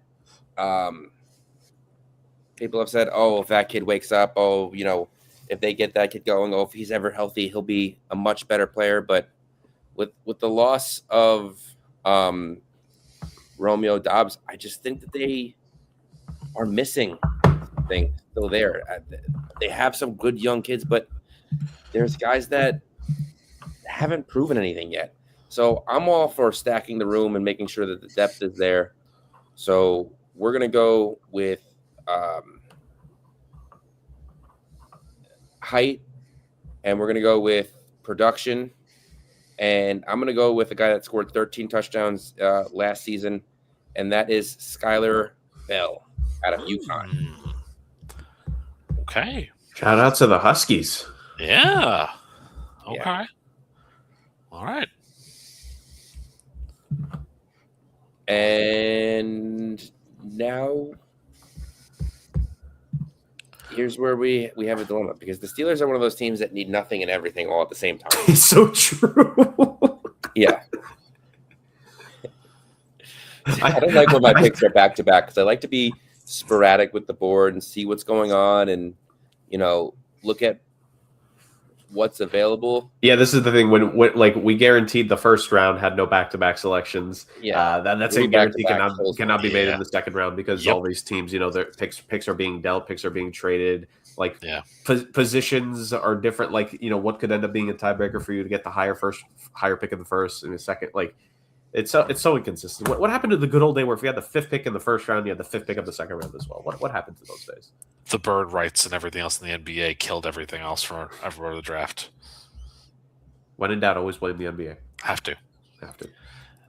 Well, Adam Silver's an alien. Well, if Justin needs a little bit more deliberation time here, Rick, what do you make of the Skylar Bell selection at wide receiver? We're seeing, I feel like every year we're getting at least one UConn kid coming up now. So shout out for UConn for developing a decent little football program there. But to Justin's point, like this was a kid who Yak was his way. Like if he caught it off a slant and there was no one near him, he was burning down the field like 20. Not necessarily like he's not the fastest kid, but if you gave him wide open space, he'll turn a 9-yard catch into a 29-yard catch if there is enough space. No, but he also is a guy that made himself a significant player because he became the Huskies' top option as a wide receiver last year, and he didn't disappoint. He was targeted 141 times last season for them, and he caught 102 passes. That's a very solid ratio of catches to targets over there, and that makes you more reliable and more sound. And every year he progressed and got better in Jim Mora Jr.'s system over there at Rentschler Field and UConn and Stores. So it's huge for them. And I think it just proves more and more, like you say, good players want to go out of high school to UConn because they are building something really good out there. And if this is the pick that the Packers make, I think it's phenomenal. I really think it is. I had another receiver that I thought they would have taken at this selection, but I think that Bell really fits their profile a lot better than the guy that I was thinking of taking. But I like it. I like it for them a lot. All right, now I'm going to go with a little bit of a Nussmeier. Dude, it was between a quarterback and this guy. Yeah. But I am thinking that we have a chance at a quarterback later. Pittsburgh still has a couple picks in this mock draft, so we'll see what's going on there. But I am going to go with another true need, and I'm going to go with arguably what is a quarterback's best friend. We already went with the tackle, I believe, in the first round in Caden Proctor. And now I'm going to go with a running back in Mike Washington Jr. out of Arkansas. Ooh. 6'2", 228 pounds, considered, more of a bruising running back, classic Pittsburgh Steeler style. But let me tell you this. Guess what? The fastest combine 40-yard dash out of all the running backs. Mm-hmm. That's 6'2", 228-pound Mike Washington Jr. out of Arkansas. Had a great year last year. 8 touchdowns, over 1,000 yards. Put this kid in the starting role. Shout out to Utica, New York kid. Utica, New York, baby. And by the way, Skylar Bell, a Bronx kid. So back-to-back selections for New York at NYC, and then a kid from the greater state. Took PFF a while there. It's almost like it could not comprehend that we're finally going running back again after like 40 selections. Yeah. No, good pick there. I think the Steelers do need to add a little bit more punch to the offense, especially because at the end of the day, like whether it's going to be Rodgers or if it's going to be one of the other quarterbacks on the roster, if it does end up being Will Howard, like you need to support the kid. And we showed the previous selection. We'll show it again when we get to this one of the Steelers' 3 third-round picks. But Justin went offensive line for them back in the first round. You go running back here, just another guy that could maybe not necessarily plug and play right away, but he's probably not going to be the starter day one. But I think the Steelers have shown they're going to go running back by committee. Like the kid will get his touches early on because there's no bell cow. He's going to be out there for most of the snaps, 25, 30 touches. Running back by committee is a Steeler thing. Running back by committee is a McCarthy thing. They have Warren. They signed Rico Dowdle. And the kid to the mix. He's going to be your biggest back now. Sitting there, it makes sense to me. Everything just fits like a glove there. Yeah, no, it's a good pick. Podfather, Philadelphia Eagles here. Now, no, you're not allowed to go kicker or punter with their picks, Rick. We've established that in the last round, so you cannot purposely screw it up. Blake Miller was the selection at tackle in the first round as maybe a succession plan for Lane Johnson as he enters maybe the last year or two of his career. Although Trent Williams is still going, so at this point, Lane Johnson could probably play another couple of years. But probably could, yeah. That was the mindset for your pick there. What's the mindset here at 54? Well, so like I said, I thought that Justin would have taken the guy that I'm thinking of at 52 because it's the same position. And it's really interesting when you talk about Howie Roseman and what he does. He quietly builds up his roster with guys from certain rosters. The defense is primarily a Georgia defense. The offense is primarily an Alabama offense. I mean, Jalen Hurts was an Alabama kid who played at Oklahoma. We know that for a fact. But Devontae Smith was a Heisman winner there. Cameron Latu, Landon Dickerson, Tyler Steen. Howie Roseman's building up Alabama quietly. And I hate that this guy is still here because this is an absolute Philadelphia Eagle pick. But if you read the news this past week where the post-draft, what they might do with A.J. Brown, this makes a lot of sense for them to do. And it's Jeremy Bernard out of Alabama, the wide receiver here. This kid was lethal when it came to high-leverage, clutch pressure situations. I remember the Alabama-Ole Miss game, I think it was. Was it the Ole Miss game with Trinidad Chambliss, I believe it was? They were going toe-for-toe, and Alabama had the last possession, and who was it that had the game-winning touchdown, who made a small play into a 45-yard touchdown run? Jeremy Bernard. This is what this guy can do. He is explosive in the open field. He is physical. He is an absolute, stud, high-floor receiver, and it's just a Philadelphia Eagle pick to take a guy who is lethal and annoying and just the prototypical Eagles receiver. I think Philadelphia will love this guy specifically. And just so we're clear, this is the Podfather taking 2 Alabama guys in one round for 2 different teams. So while the we leaf has turned, while we send the authorities out to discover who this fake individual is, and when Justin unmutes himself here to get his joke off, I know where are the USC guys. You took one. The second Rick picks a USC player here, it's going to go crazy. No, I know my selection here with the Chargers. I went interior defensive line with Caden McDonald last time. Interior defensive line. Let me go interior on the offensive line this time, and let me go with a kid who had such a athletically gifted combine.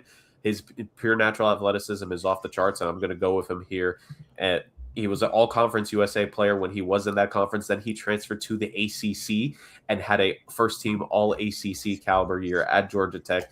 Give me Kalen Rutledge. The Chargers need to build up depth on the offensive line. And honestly, when you look at the interior of their team on paper, Trevor Penning and Cole Strange, neither job is safe there. Rutledge, I think, will have an opportunity here to compete for a starting job right out of camp.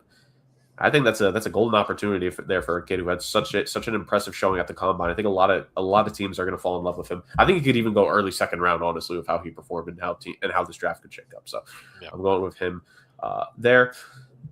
The 56th overall pick by the Jacksonville Jaguars, who did not have a first round pick because they traded up last year to get Travis Hunter, and this is what happens. Although they do have 3 picks, including what is going to be the final pick of the 3-round mock. So before you get to that, Rick, 4 total picks, 56 overall is the first one. Where are we going with the Jacksonville Jaguars, who, for them, they lost so much talent in this offseason. So they really need to replenish with these mid-round picks here. They did. And there's two areas that I think I'm going to go with, but I feel like one area they can wait on a little bit. So I'm going to go with my other guy here. And this is a bad room that they currently have right here in this position. So this is the right guy for them to take to help out Trevor Lawrence. It's Eli Stowers' time. The tight end out of Vanderbilt here, because otherwise that room includes Brenton Strange, Hunter Long. It's not a good tight end room for them whatsoever. And I think that Stowers can be an impact player right away. He had an excellent season coming out last year, 769 yards, 62 catches, and a high-profile Vanderbilt offense that got 10 wins the first time in like a century, it seemed like.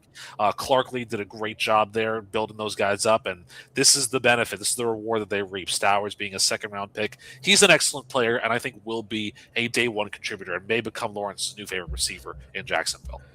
Might have to. There is prime real estate there for a tight end to get a good amount of possessions, because if you're the Jags, it looks like they're finally going to commit with Hunter, maybe more on the defensive side than the offensive side, but he's still going to get his touches. And they need whatever injury issues Brian Thomas Jr. was having last offseason. They need to hope that he went to the right medical professionals to help himself out. You can't trust Tony Khan and any of the medical professionals he have, because they'll just ignore you for a while, and you have to seek out your own people. So I'm still big on BTJ. A lot of people have fallen out of love with him. I still remember the guy who was absolutely tearing it the hell up in his rookie season. I think he could still be that dude. But remember, they also still have Jacoby Myers on their roster too, as well. Yeah, they did. Which was the weirdest trade deadline trade last year, and yet it worked out really well for them.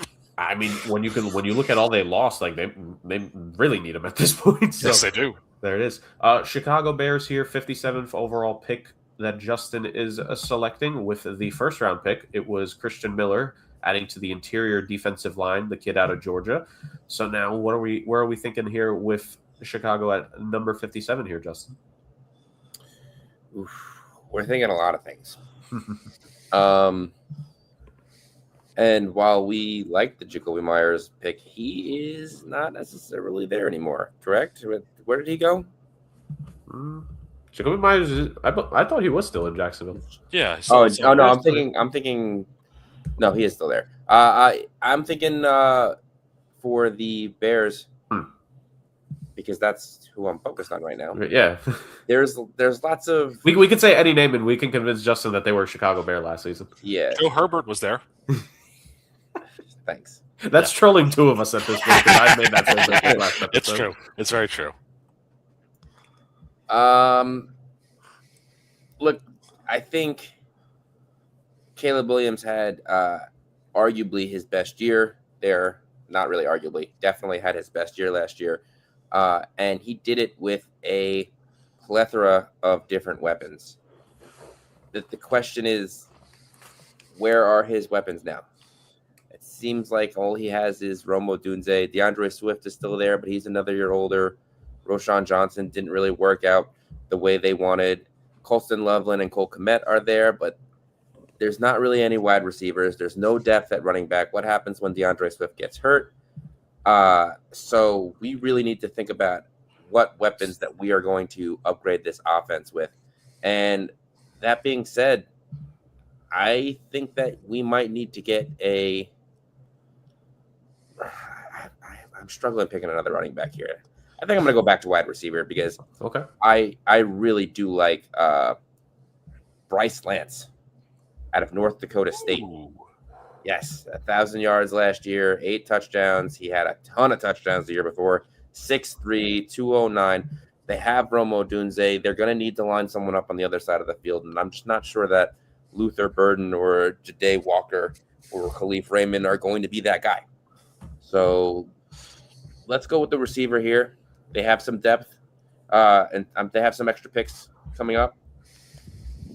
And we'll address some other problems then.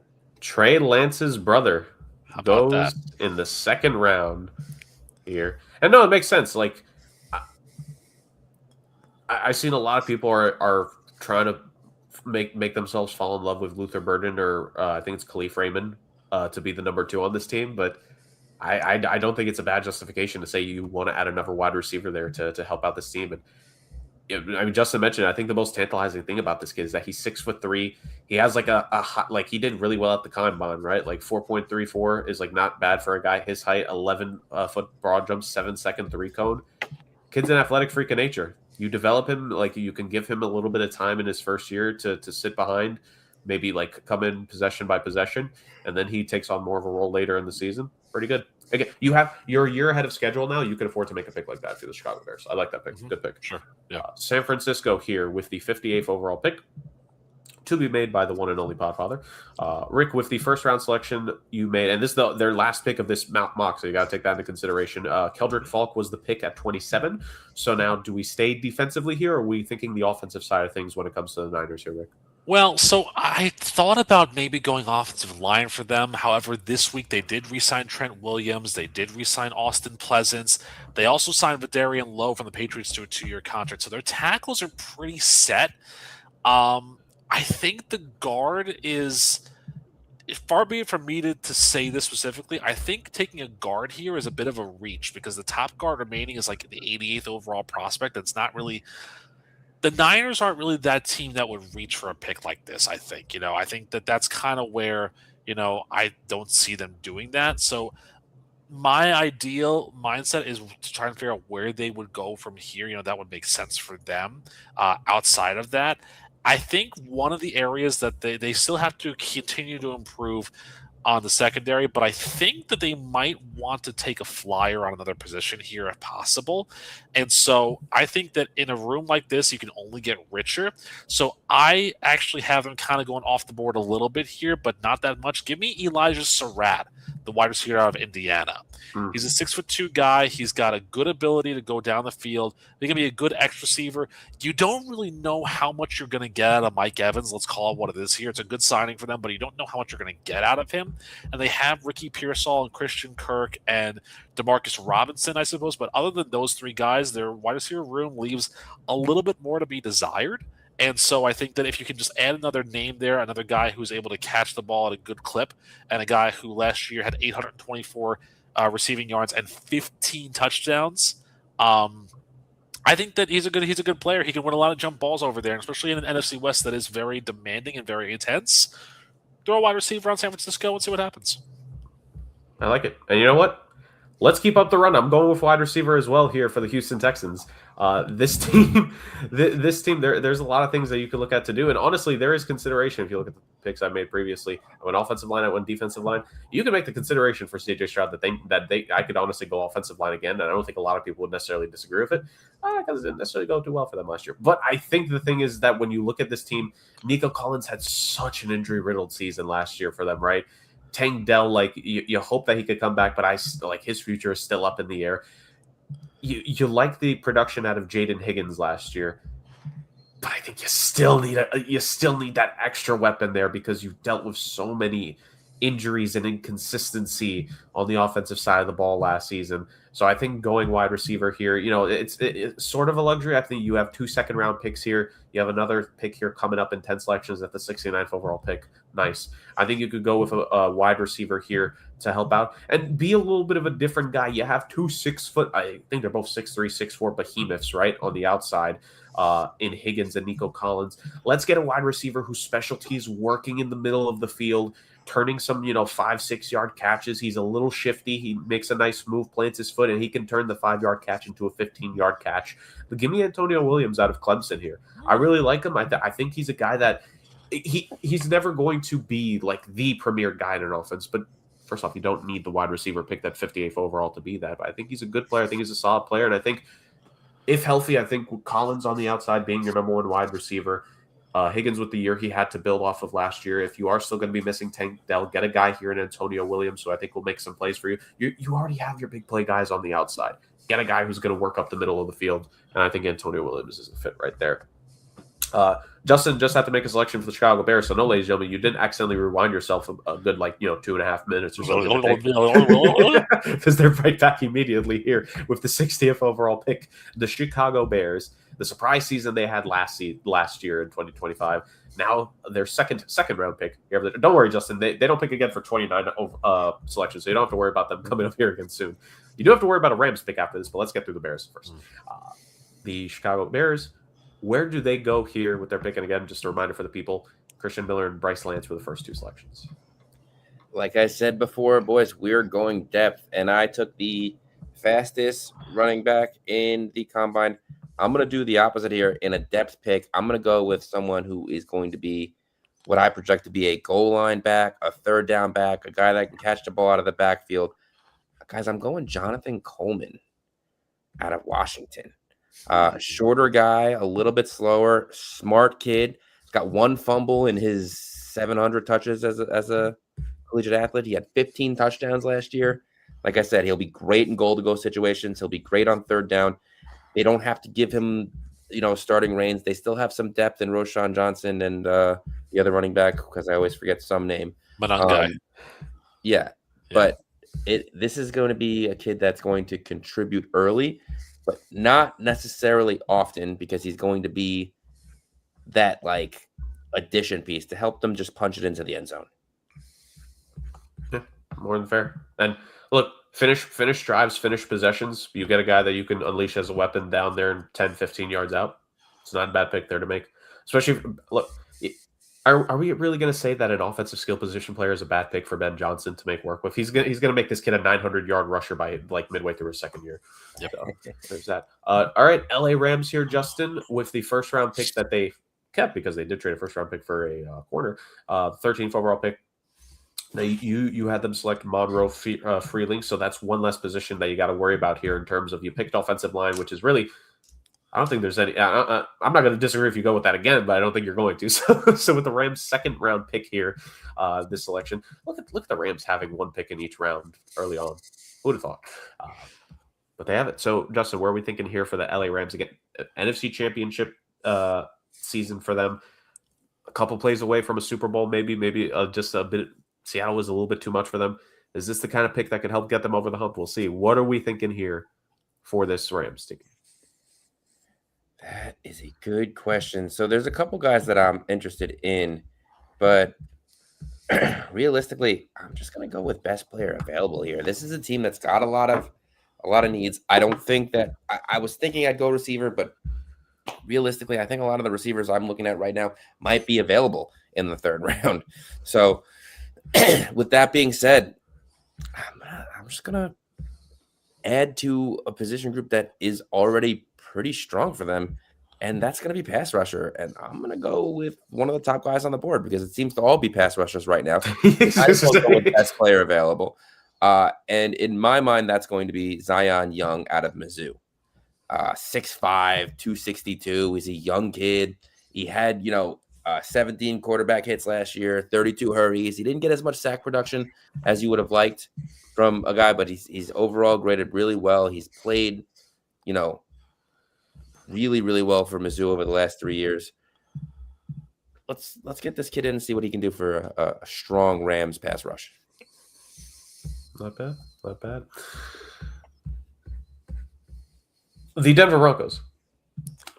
You are not confused when I briefly showed their picks earlier, their lack thereof. This is their only pick of this draft, at least of the first 3 rounds. True. Low amount of picks. They made the big trade for Jalen Waddle. This is a team that clearly they're going to be hyper focused on here. All of your draft research is going to go into the 2nd round pick here, because this is essentially your 1st round pick if you're Denver, and this is a pick that you really need to hit on, because you want to get an impact player that it. Maybe not necessarily, it may not be from day one entirely, but at least could maybe after a couple weeks get them up to speed in your program, and you just have them go off from there. So what are you going to end up doing? I'm with Justin's mindset. I'm going to edge rusher here, and I'm going to go best player available. And the key thing for me between these 2 guys is one had a bit better availability throughout his collegiate career than the other one. I do think Mason Thomas could be really good, but TJ Parker showed more durability throughout his seasons in college football, and he showed some real high-end potential, because 11 sacks in his 2024 campaign, with the Clemson Tigers. That's going to be my selection here. They lost a little bit on the defensive side of the ball here in free agency, right? John Franklin Myers left the team, that he went to the Tennessee Titans. I think this is the kind of selection that they can use here and that they can make. You bring in this uber young, talented kid, can absolutely get to the quarterback, as he proved through multiple times throughout his collegiate career. And I think he can I'm not going to say slot in terms of like he's the exact kind of player archetype. I'm not saying that, but in terms of his ability to get off blocks right away and can absolutely just dive at a quarterback and get at them. And he's very good. He was very lauded at Clemson for being able to read quarterback movements, which I think you look at the AFC West when Mahomes is back into it, when Justin Herbert is back into it, and now you have Fernando Mendoza coming into this division. Those are three quarterbacks that you need to be able to get their physical tails, read their movements, because it's going to take a lot to get to those guys. It's going to take a lot to sack those guys. So TJ Parker, to me, is a pretty good selection, all things considered. New England Patriots here on my next selection, the 63rd overall pick. Rick, late second round pick, like their late first round pick. I went Hakeem Messidor in the last selection. I think that was the selection to make for this team. And now I think a similar thing. There's a lot of different directions I can go with the squad. I think with the defensive selection, I'm very confident there on the defensive side. They could maybe consider adding another guy, but that's something maybe even in the third round.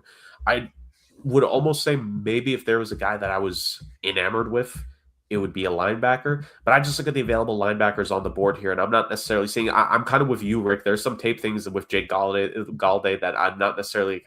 It just kind of like takes me out where with some of the selections. That we made earlier on with your selection with the kid from Texas, with my picks that I was making a linebacker in the first round. I just see some things that Galladay is missing comparatively. Now that I've said that he's going to be the best linebacker of this class because we both have cursed him to obviously to being picked this late. But I look at the situation here for this Patriots team, and you know what? I still think Will Campbell can be a left tackle. I don't have any qualms with that, but adding a guy that necessarily maybe if Will Campbell gets a little hurt or if Will Campbell does end up bouncing back and he has a really good year. Again, Morgan Moses is a veteran on the other side of the line. Get another guy here who, again, I will never be against necessarily picking a guy and you just sit and develop him a little bit before making him a key part of your offensive line. And look, if there's one thing about these Big Ten offensive linemen, those boys know how to block. This boy be corn-fed and wheat and all that jazz. So my southern accent said it about 15% of the viewing audience in this episode gets past it. Give me Jennings Dunker for the selection here for the New England Patriots. Like I mean, I said it in the funny voice there, but offensive tackle is where I was going to go there. And you give me a kid out of the Big Ten Conference out of Iowa where all day long those kids are going to be going. Maybe I think he probably ends up more projecting out to be a guard from some of the reports on him I've seen, but I also don't think that's necessarily a bad thing in any way, shape, or form. You could plug him in on the right side of the line here potentially. With the versatility of an Elijah Vera Tucker, maybe Elijah Vera Tucker has to step on the right side of the line, and maybe this is the kid that you put next to a Will Campbell, and the two of them go together. But now this kid can very much be a mauler, to say the very least. And the team as a whole was awarded and lauded as one of the top offensive lines in the nation overall. And this kid, as a 3-year starter, has those pro-ready physical traits that you love, has those pro-ready physical traits that Mike Vrabel would love. No former athletic reporters are going to make tweets about this selection to the Patriots, but I don't think you need that in order to guess that. Yikes. We went there. Poor Diana Rossini. Did you expect this not to go there? I mean, I say this with all the respect. I actually do, like, she's a professional. I have been a fan of her, but, like, when you let a situation like that happen, you're going to get memed upon. If there's one thing this podcast specializes in, it's memes. Yeah, I agree. I would have said football, but it's fine. It's it is what it is at that point there. Fun football chaos. That is true. So I end this round and I start the next round then back to back, Seattle and Arizona here. NFC West bird teams are yes. Rick's allotted life. I do see the needs that Seattle does have when it comes to what they're looking for. We did draft Jacob Rodriguez at the end of the first round, which I think was a pick that was a luxury. I don't see a running back here being this special because none of the running backs that are left on the board to me strike me as an RB1, at least in this current context. Can I just say real quick, when you are the defending Super Bowl champions, I think all your picks get to become luxury picks. Oh, absolutely. 100% they do. And that's kind of where this one's going to go as well. One of the things that I think they need to do is get a little bit more depth in the secondary. Get a little bit better over there because obviously they lost, Kobe Durant, I think they lost to at free agency. Yep. And so, I think you want to get somebody in there who, can play a good amount of ball and somebody who, can guard and defend and not get flagged. And this guy, who I'm going to draft here at 64, over the last 3 seasons, only was flagged 4 times in the secondary while playing 70% of his snaps on the outside. That would be Chandler Rivers out of Duke. Think he's got a really good size, really good ability to get to the ball. Only allowed 473 passing yards against him in his most recent year. The year before that, 296 yards. So this is a shutdown corner who I think can really help turn the tide in the aspect for Seattle and make them not miss Durant that much. So I think that this is a good spot for him to land here. And I think that would be a good way for them to close out the second round. And starting the third round, if I was going to roll with that right away, the Cardinals added Maui Goa, number 3 in my pick. They have Ty Simpson, 34. Yes, they have Paris Johnson Jr., of course, another guy who I think they can look to and say, tackles or this, tackles or that. And I think that's really going to help them out. Where I see a better aspect for them to look towards, is to be able to get another voice in that room, get another guy, a younger player in that room. Obviously Maui Goa at the right tackle is one thing. Johnson left tackle, it works out really well there too. But this is a team that I think could also use a little bit more help on the interior of the offensive line. See, my thing is that I don't think Logan Tiernan out of Northwestern would be my pick here if they didn't already have a good enough, tackle position here. So I look for center more so than anything else. And that's where I'm going to pick Logan Jones out of Iowa with this pick here. He's a very good center, just needs to work on getting his hands in the right positions over there, but I think it's a guy who can really help develop. And again, one of the things that I think is really good that teams tend to do is when they draft a quarterback and draft a center in the same year, that way they can both develop together as rookies. And I think if I recall, the Eagles did that with Cam Jurgens, I believe. I could be wrong, but they did that with Cam Jurgens, and you've seen how well he's developed. So I think it makes sense to keep him around here. So Logan Jones goes to start the third round for Arizona for me. Good pick. And I complimented the fact that Iowa received an award as recognition for their whole offensive line, and look, 2 offensive linemen just went for them. So there's that. Rick had back-to-back picks, and he didn't snipe me. My guy falls to where I want to take him here for the Tennessee Titans. So just a recap of them.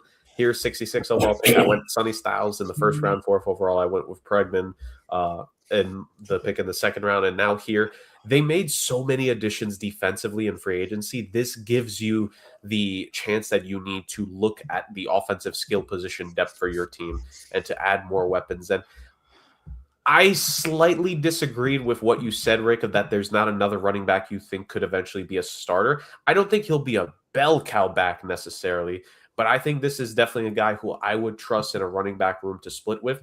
Tyjae Spears has just been a disappointment in the Tennessee Titans offensive skill group. And whether that's been production, whether it's been he hasn't been used right, sometimes that's just the way the cookie crumbles. And look, Jeremiah Love ain't the only running back out of Notre Dame coming out. Give me Jadarian Price out of Notre Dame. This is the guy that I've personally been mocking him to the Titans if they don't pick Jeremiah Love in real life in the first round. And I love this selection here. Despite the fact that Love is the guy, he's getting the media attention, he's getting the lore because he is that more high-end talent. There have been people that have said in terms of natural running skills, Price is up there with the best of this draft class. He's absolutely... In terms of, he may not be the pure explosion guy, right? Like Jeremiah Love can just absolutely go out of nowhere. He's so smooth with his work. He's so good with his footwork. Nice. He'll take that split second patience of reading the line as soon as you get the ball and then hitting the right hole. I think he has that in spades here for himself. Great player who's able to get to his top speeds like that. And he's so fundamentally sound, and he can help you in other ways. He had pretty good receiving production for himself. Even took a couple kickoffs to the house in his collegiate career as well. So he could be your returner. He could be a receiving threat out of the backfield. He could be, I think, him and Tony Pollard in a split running back room. I got the guy I wanted here at 66. I think if this shakes out this way for the Tennessee Titans, I think that's a draft class to be happy about. So I'm very happy that my guy fell to me, and finally Rick doesn't snipe me. He sniped me with every single freaking pick. My one issue with Price is that he is a little undersized at 5'11". I think Charbonnet can be your number one guy in Seattle, but He's coming off that injury, and there wasn't really a true other number one guy that I saw for Seattle to take. But I think Price fits well in the Tennessee mold here, and I'm actually very happy that he went here at 6'6" Tennessee. So no complaints on my end. Yeah. Price, you're the only 10 that I saw at that pick for this team. I'm just putting out all the terrible jokes here. Wow. Justin saved the program here. Cut his 67 selection. You don't have the power anymore, so I'm the one that can decide that or not. Unfortunate. 67th overall pick here, the Las Vegas Raiders. Mendoza with the first overall pick. Mad Max here with the 36th overall pick, the tackle out of Arizona State. So with the 67th pick here, Justin, where are we going? That is a good question. I think we're going to go back with team needs. I do think that they need a receiver. I just don't necessarily know that the receiver is there at this point. Maybe they have some later round picks that they can maybe package to trade up, or maybe they're moving in a different direction during the draft, but we don't do that here. We go with what we're given. And that being said, I'm staring at a safety that was projected to go almost 15 picks before, and that is A.J. Halsey out of LSU. Good pick. Good pick right there. SEC starting safety. Never a bad one to go. LSU has produced some pretty good defensive backs here in the last decade or so in the NFL. Grant Delpit, Derek Stingley. It could be another one of the good ones. 68th overall pick for the Philadelphia Eagles. Recapping their picks so far. Blake Miller out of Clemson. Jeremy Bernard out of Alabama. So Rick is going with teams that were winning multiple national championships in the 2010s and early 2020s. So let me scroll down here. Who are we picking? Well, they only got one and they kind of cheated for it. So are we going Derek Moore here, Rick? Or are we going with Davidson, Igbinison? Who are we picking here? Who are we picking? Zachary Branch? Well, we're going to go on a need here. Okay. We're going to go for one of their needs. We're going to go with somebody who's got a lighter build to play his position, but he's a very versatile person who can play both of these positions on the field.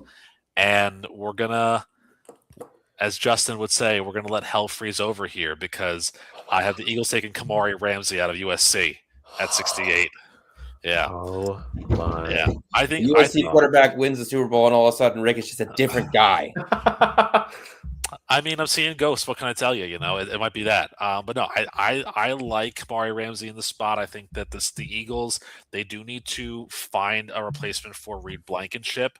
To kind of get that kind of like ideal there. They have some guys that are there, and Andre Sam and Epps and Andrew Makuba, but I think if you can add more safeties into this role, you can find somebody who can work. Or you can have a weaker safety class and a stronger cornerback class right now, and then next year add somebody in free agency. But I think Ramsey can really do a good job here of like building up and getting better in some ways that can really improve him. But again, that versatility is a big factor for him. So, yep, the Eagles are taking an Alabama kid and a USC kid, and I'm still the podfather.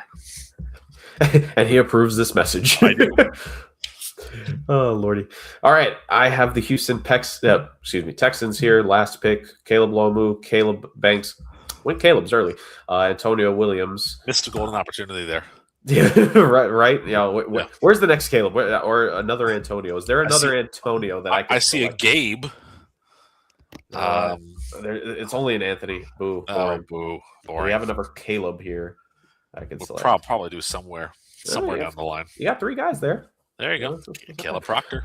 It's not listed as a need, but I think because I've hit the needs here with this team so far, I have the chance to kind of play around with my picks here a little bit. And I think if you're the Houston Texans with the 69th overall pick, nice in this draft, I think go here for a position that you can have a little bit of fun with. And I think, there's some need here because Rick and I were talking about it in the free agency recap episode. Rick hates Dalton Schultz with the passion of 1,000 burning suns. He is not a Dalton Schultz fan. I am not. It's true. It's very, very true.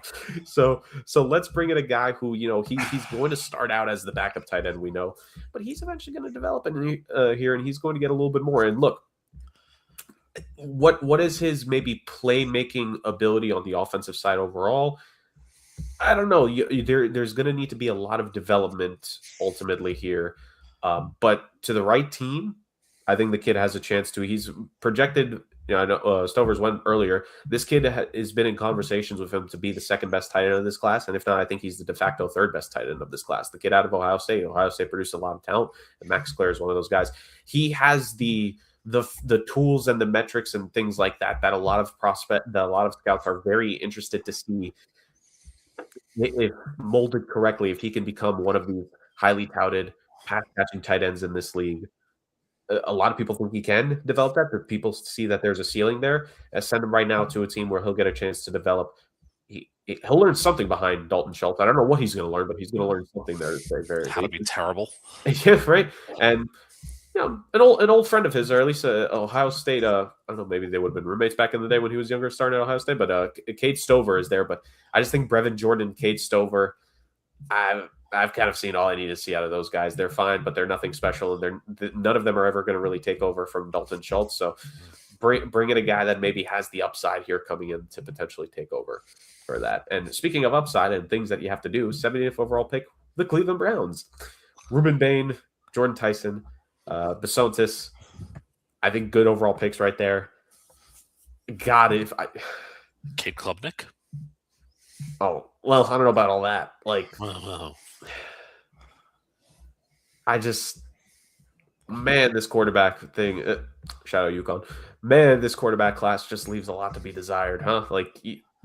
I just wish there was a third guy you could have more confidence in. Drew Aller dropped off so badly. Garrett Nussmeier. I never saw the hype in him coming into the season. I never really thought he was going to have that much of a year at LSU anyways. Well, what's funny is that New Orleans has Tyler Shuck, but I can bet you that if they didn't, there would be a strong case to put Nussmeier there because his father's the OC. It'd be like the Pat Shurmur, Kyle Shurmur thing all over again. Yep, that makes sense. So it's weird to say the Browns can pick from a position of luxury, which doesn't really happen all that often. But I'm going to go with somewhat of a luxury here ultimately for this team because they have two starting corners right now, but why not? Eventually, you're going to have to pay some guys cheap contracts. You're going to need to have starters there. And I think you just have Keith Abney stay back, learn from some of the better corners in the game, a really good guy in a Greg Newsome, a Ward who's been, consistently a top 8 corner in the league for about 5-6 years right now.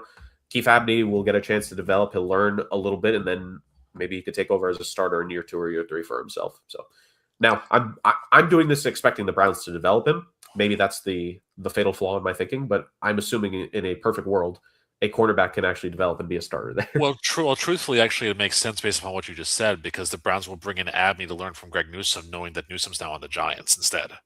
So definitely forgot that. So that's a true Browns thing. We're going to have you learn from this guy. Wait, he's not here anymore? Oh, they'll just show him the tape ultimately. That's true. Yeah, there you go. Actually, excuse me, I was thinking of Tyson Campbell. They'll roll out the old TV card like in health class back in the day. You'll roll that out instead. I thought something in my brain told me it was Newsome, but I feel like I confused him and Tyson. Maybe Tyson Campbell. You might be right about that. Yeah. So Tyson Newsome and Greg Campbell are who he's going to be studying from. Tyson Newsome and Greg. Oh boy, here we go. Yes, that's going to be the next thing for one of us to confuse in the show. Oh, no. Let's quick, continue. Justin, make the pick. Let's go. Commanders. It's been a while since they made a selection here. Their only other selection was Jeremiah Love at 70, and now they're here at 71. This team had to fix a lot of things coming into this season. Only having 2 draft picks in the top 71 is not ideal, but they'll make the best of it. Justin, who do we got here going for this team? So there's a lot of needs again for the Washington Commanders, but I'm going to stick to what I stuck to in the first round, and that is how are we going to make the most of our young hotshot quarterback in Jaden Daniels? And to me, that means we're going to stretch the field. And the best way to stretch the field is with an absolute burner at wide receiver. Therefore, I'm going with Zachariah Branch out of Georgia. Yeah, it's a good move. Yeah. He's a good player. They kind of last season there was a lot of compliments about the Commanders offensively, and then once you saw Jaden Daniels get hurt, it was like, there's not as much there behind him and McLaurin like we thought there was, eh? Welp. No, that's good. I think guy high upside maybe could be the wide receiver 2 for that team because you still think I think again Terry McLaurin's another guy a lot of people are kind of starting to go down on, but in terms of his hype and belief in him as a player, I still think he's a fine enough player, honestly. Like he's still their wide receiver one. So there's that. All right, to the Cincinnati Bengals. You went corner with an earlier pick. The first round selection that was made last week doesn't matter because they have brought in Dexter Lawrence. So there's a couple different spots I could go here. As much as we malign their offensive line, I was reading a lot of like Bengals like articles trying to get a feel for these selections here, especially post Dexter Lawrence. And a lot of people, like a lot of fans and just people that scout that team. Dylan Fairchild had a good back half of the season for them in 2025. He was their mid-round pick from last year. And Mims had a stronger end to 2025 in year 2 for him. As much as part of me wanted to actually maybe consider replacing Dalton Reisner, I saw a lot of people credit Reisner for helping Mims as part of that tandem being together. I think even if maybe there's upside somewhere else, I think when you have guys working well with one another, I don't want to break that up necessarily. So I'm going to give a benefit of the doubt. They have picks after this as well. We're just not making them.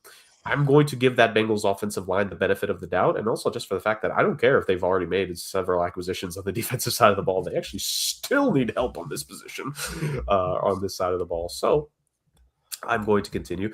And I mentioned a lot of names earlier when it came to the front four in terms of guys who could potentially eat this season off of Dexter Lawrence and BJ Hill just being disruptors down the middle.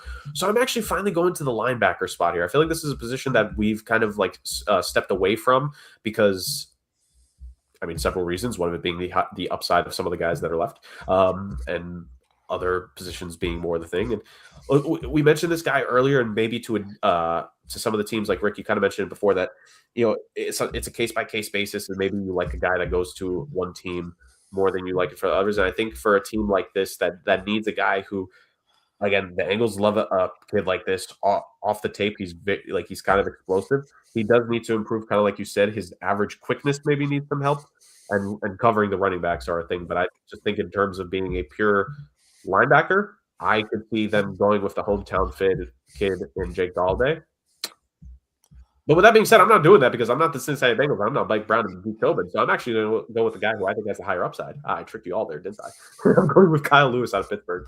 Not really. You didn't trick me. I know what you're doing. I can never trick the Podfather. He knows my reads so much. I do. Oh, no, I like Kyle Lewis. I just think he's going to be the better coverage guy between him and Galladay. Once again, we're jinxing Galladay to be the best linebacker of this draft class with how much we're kind of dumping on the kid. But no, in all seriousness, I think Kyle Lewis and his ability to read coverage as well. I think he can cover running backs a little bit better and just help in rushing defense a lot more. I think he has really good instincts and speed. I think is going to help him a lot in his rookie campaign. So I'm going with him there. The New Orleans Saints here with the 73rd overall pick. We got Saints, Chiefs, and then Dolphins. So it's a nice Rick combo here. Before Justin with the Steelers after, and then Rick, and then more Justin. I'm not going to be talking for a while here, boys. So make my picks. I do really want to. I think that this is where Jake Galladay would fall, but I'm not going to pick him here because I'm trying to keep this bit going. Because why not? Justin's going to have to be the one to break the bit. No, you never know. I'm going to make a reach pick here. I'm going to say that they go interior defensive line, and you come to me to make this pick the day before my daughter's 2.5-year-old birthday, and you go with the Godfather, Dante Corleone, the defensive interior guy from wherever he's from. Cincinnati, Golden teammate. There you go. Did you do that just for the voice? Yeah, of course. Why not? Yeah. I mean, I think the core. I think. Look, it's a tough. Thank you. It's a tough pick to make because he was really good several years ago, and he's kind of fallen off a little bit. But he is the traditional nose tackle, and they have Brissy that's there, and Christian Boyd. And Nathan Shepard's still there too. I think it's a case where you pick the guy so he can try and learn and try and build up who he once was, and try and make him a run stuffer like he used to be. So I think that would make sense. And again, the slide of Jake Galladay just continues, because why not? Poor Jake Galladay. Yeah, I know. Oh, Lordy. Justin. Kansas City Chiefs here at 74. He went corner, receiver, corner. Now, while the gimmick would be funny and he goes receiver again, I could see the conversation for maybe some offensive line or maybe some front seven here for Kansas Carson Beck. He's not doing as much as they need a third string quarterback in the third round. I think They should have learned. What we're gonna do is we're gonna go with another team need, and I love the idea of staying on brand with a trend, but I am going to go with an edge rusher here. There's a lot of guys to consider, but there's just so much inconsistency in the third round in terms of that position, even though there's a lot of them, which is what makes it so tough. But I guess I got to go with the guy. I always look for sack production right off the bat, but it's just not something you always find this late in the draft. So that being said, my next biggest stat in my mind is hurries and bats. And if that's the case, then I'm going to go with Oklahoma Sooners Mason Thomas. A lot of people are going to be upset with us that Mason Thomas really felt this much in the draft, but No, they'll be upset with us that he fell to the Chiefs. It fans. It goes both ways. Yeah. It is actually R. Mason Thomas is actually his name. That R is not just there because they thought it was a joke on the birth certificate. It is actually rookie Mason Thomas. Yeah. Oh god, registered trademark Mason Thomas. Have some fun there. The R does stand for rookie, actually. That's unfortunate. But no, I think that is a good pick because, like Justin said, I think sometimes with guys at the collegiate level, like with edge rushers, like if the sack production doesn't jump out right away, one thing I always look for is like tackles for loss, because like I think those are guys where like yes, on a running play it ended up being like that, but I think like guys who are able to just disrupt in any way, shape, or form getting into that like offensive backfield, I value guys like that when it comes to that. So some of these good edge rushers have like a pretty high tackles for loss overall, just because of what they can do and how quickly they can be a disruptor. And Mason Thomas, he's explosive. Like the kid has some explosive plays, and I think that's what Kansas City needed to add. So that's good. Rick, the Dolphins are going to be keeping you busy here because they have 4 selections in the third round. So oh boy, this is the first of several. Some people would argue you've reached on all 3 picks so far. Maybe it's not much the case with Cincy for South Carolina, but some reaches so far. Where are we going here? Are we going with talent or are we going with another reach? I think we're gonna reach, boys. No, I think when you get to this level, it's a question of maybe seeing what you have and what you can pick on your side there. I think that we've hit on pretty much all their needs so far. Wide receiver with Concepcion, DB with Cincy, and guard or an interior lineman with Hecht. I think if you want to just keep that going, you want to try and add another guy in the interior line, why not? But I think for me, when I look at the Dolphins, current roster makeup, I see a pretty significant hole in the backfield. And so that's where I'm going to go. I'm going to go with a guy who kind of has had what I would call, a renaissance season last year. And somebody who kind of fits the mold of what Ollie Gordon was for them as well. I'm going to take Emmett Johnson out of Nebraska here for them in the third round. 1,450 yards rushing, 12 touchdowns, also caught 46 passes in a resurgent Nebraska offense. He's a very good, quick player with really good footwork, and also can be a really strong, man down or, third down guy. But I think it would work really well on their system. Again, you don't know what Devon Achan's going to continue to be. They have Ollie Gordon, but he's undersized. So get Johnson in there. Maybe he can be like your good spell back and whatnot. Just add more positions and more tools for Willis to use at his disposal down in Miami. Nice. All right, Steelers. Justin, don't worry, ladies and gentlemen. I'll make a pick again eventually. Okay. We got allegedly. Justin, Pittsburgh Steelers are your selection here. Looking at the previous picks, again, this is another team, 3 third-round picks here, so plenty of talent to add. Justin has focused on offense with them so far. Where do we go here?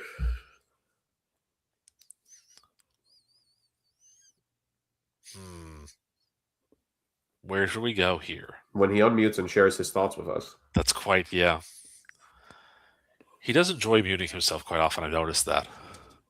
I mean, he's a professional. He makes sure we're not hearing alone with my thoughts, See, it gets dangerous when I'm alone with my thoughts for too long, so that's why I like having us do 2.5 hour long podcasts. Gotta watch out for that for sure. Yes. So with that being said, anyways, smooth transitions here. Yes. Yeah. I am going to do it, Rick. You're getting your wish. And what your wish is clearly This is is going to go one of two ways. for me. Well, what are the two ways? You're either going to pick a quarterback to troll him, or you're finally going to break the trend and pick Jake Galday.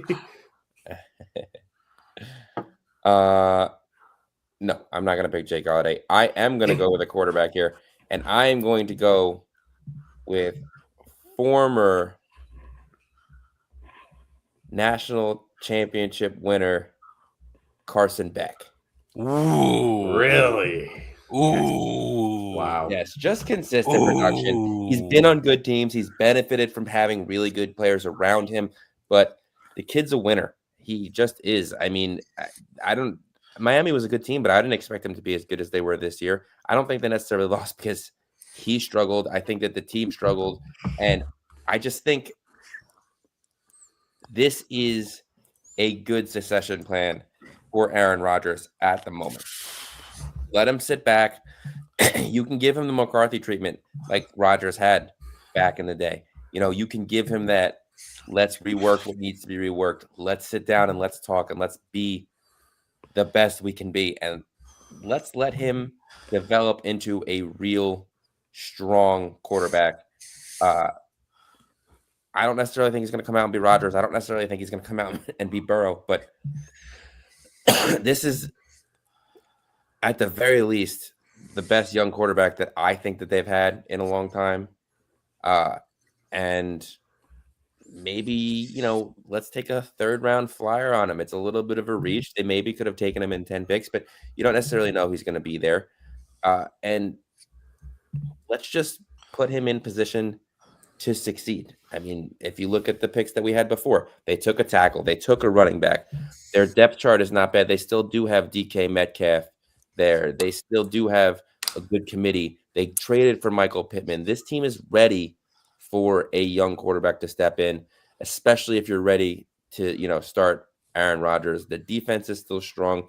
They could still put together a playoff caliber season. And now you have a quarterback with a winning pedigree, 3,000 yards plus in all three of his seasons, of the past 3 seasons. Why not take a flyer on a guy like Carson Beck? I do think, like, in fairness to him, I think a lot of people are so very much down for how his time in Georgia ended. I think it is worth noting, like, he had to get UCL surgery in 2024. So he comes back in 2025 and has a good season. Like Justin said, I don't think you could just plug and play any quarterback in CFB in that position. They would have made that championship game. Like, he did have to have some moments for himself. And I think this draft realistically should go like this. It should only be Fernando Mendoza going in the first round, Ty Simpson as the early second round pick. Maybe he goes late first round because the team wants to trade up and get the 5th-year option if they can develop him well. And then no other quarterback should go in like the first 70 picks. So for this being the first quarterback selection outside of the top 2, not only do I not disagree with, I think it makes sense that it would be the Steelers, because like Will Howard was such a late pick. I don't know what his ceiling is. And if you don't think it's that high for Pittsburgh after you've had him in there for at least a year, why not go with another guy? And he's not, like, neither of them are going to threaten Rodgers if he actually does end up coming back. The only thing that's going to threaten Aaron Rodgers is sanity and logic and prescriptions and other things like that, and lightness retreats and not darkness retreats. So that's fair. So the Tampa Bay Buccaneers, I flashed on the screen earlier what their previous selections were: Kenyon Sadiq and Lee Hunter. So Rick is he's trying to help Todd Bowles stay employed here with some good selections. So what do we have here, Rick, for your third round pick? So one of the things that's mentioned here on PFF is that the Buccaneers need a linebacker, but I don't think that's necessarily true. They still have Yaya Diaby, and they added Anzalone and Rosaboom in free agency. So I don't necessarily think you're doing this on purpose to Jake Galday. No, I know. I'll tell you what I am doing on purpose here. I think a succession plan needs to start this year for Baker Mayfield, because I don't think Jake Browning is a QB2 in this league. Oh, don't worry, none of us do. And their only other cornerback on the roster is Connor Bazelak, who was on 3 college teams. So I think they need to go quarterback here, but I do want to do something here just because it is Todd Bowles, and I know that this is going to be just so hilarious You're to gonna me. go. Are you going with Pavia? Da da da da da da da da da da da da, because it's the odd couple. Absolutely, Diego Pavia here. Todd Bowles is this like stoic figurehead who's just the Felix Unger of the whole thing, the neat, tidy, well kept guy, and Diego Pavia is the Oscar Madison, the slob who throws everything all over the place. But if you read what PFF says, it says immediately this guy will become the most favorite popular player on the team when he's there because of who he is. This is Johnny Manziel 2.0 basically. And again, but better off the field. But better off the field. Questionable. And it's an exciting guy to put out there, somebody who had a fantastic season last year and was, basically the guy who made everybody either love him or hate him. And so, it's funny because if you think about it, there's some projections that say that he could be, a pro that instead goes to play wide receiver or tight end or fullback or whatever. Well, sort of similar to that, the St. Louis Rams years ago drafted a Heisman winner at the 95th overall pick back in 2002 in Eric Crouch, who was a quarterback they deemed not really good enough to play quarterback in this league. But again, I think if you have Pavia there, at the very least, you have a better QB2 option for Baker Mayfield. And I think that with the other picks that they made, they've got the rest of their spots filled up. So let's have a little fun, throw a little chaos Todd Bowles' way, and maybe hopefully run him out of Tampa Bay for once in his life. I will say, like, his story is worth looking into. The kid has an electric background, electric story, like Rick said. And I do think, like, you talk about the explosive plays he can make. That's why I say he's Johnny Manziel, but better off the field because he's extremely humble. Whenever I've heard this kid talk, he always credits his teammates and his coaches and anyone who's been on his journey for helping him get to this point. So yeah. he has his head on right, but he also has the perfect touch of like self-confidence. Like you said, I think, I don't know if it was at the combine or somewhere else where somebody asked him his thoughts about like being compared to Taysom Hill, and he believes he could be a quarterback in this league. You should believe you could be a quarterback in this league. Absolutely. So, well, like, what's funny, he has that dog in him, and the whole shtick with Baker. Shout out to the Benchwarmer, shout out to casuals on this, our boy with our favorite injury demon. But his skit during the season with the Bucks is that they wouldn't say anything, and it would just be the sound of a dog barking. Right. So two quarterbacks that have that dog in them, it's pretty good. But again, I mean, in that mold, like you're talking about Taysom Hill, Hill's carved out a pretty decent career for himself. Not the career he probably wanted or expected, but he's been a regular contributor for the Saints. And if you can have a guy like that, who gets into that mold and actually makes a good, solid career out of it, it's a win. So. Yeah, I'm still amazed Sean Payton has not tried to get Taysom Hill in Denver. Like, I would have thought that would have been like a guy that he would have brought over. I think anyways, no trade clause. Yeah, right. All right. If I had a nickel for every time Justin had to pick the Colts and Falcons back to back in the draft tonight, I'd have 2 nickels, which isn't a lot, but it's very odd that it's happened 2 times now. 2 teams that each traded their first round picks last year. But what's ironic though, Jurg, is look at all 4 teams that are picking. What's one of the need they all have? Linebacker. Yep. Oh God, it's gonna be so funny when he doesn't go anywhere. Chris Bell was the selection in the second round for the Colts pick. Now here, many picks later, Justin, where are we going with the Colts? Guys, I love being a spoiler. He's going. Josiah Trotter? Malachi Lawrence? We're going Jake Galday. Okay. Had you not selected him because Justin had the next 2 picks, I had the Ravens and Rick with the Jags, I would have picked him at 82 for the Vikings because I actually do think he fits. I think he would have fit really well in Minnesota, but that's a good pick to the Colts as well. Justin to me is like the Brian Griffin on the church bus ride in that Family Guy cutaway, where Jared and I are the bus driver and Stewie. We're going along with a bit, and Justin's like, "I'm done with this car." Like, Jake Galday. That's a good pick for them, though. It makes sense. All right, and now with the Falcons, who to recap their previous selection, you had Colton Hood at 48 to them. I did, didn't I? So no cornerback here. No. I mean, do you almost? You could. I mean, you could, but do you almost have to make up for the fact that the guy that they traded up for last year was an absolute stooge and an idiot, and you kind of have to pick an edge rusher here? I forget. Did they trade up for him, or was he the first of their first round picks, and they traded up for their other kid? They traded up for the other kid. Okay, and their original first round pick just decided to be a complete idiot.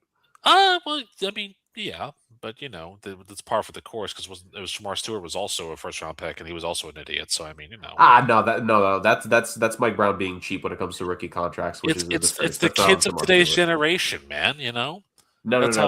That situation I don't put on Shamar Stewart. Mike Brown had contract holdouts with a veteran defensive end and a rookie defensive end. The key connecting point is that A, they're defensive ends, and B, that it's Mike Brown.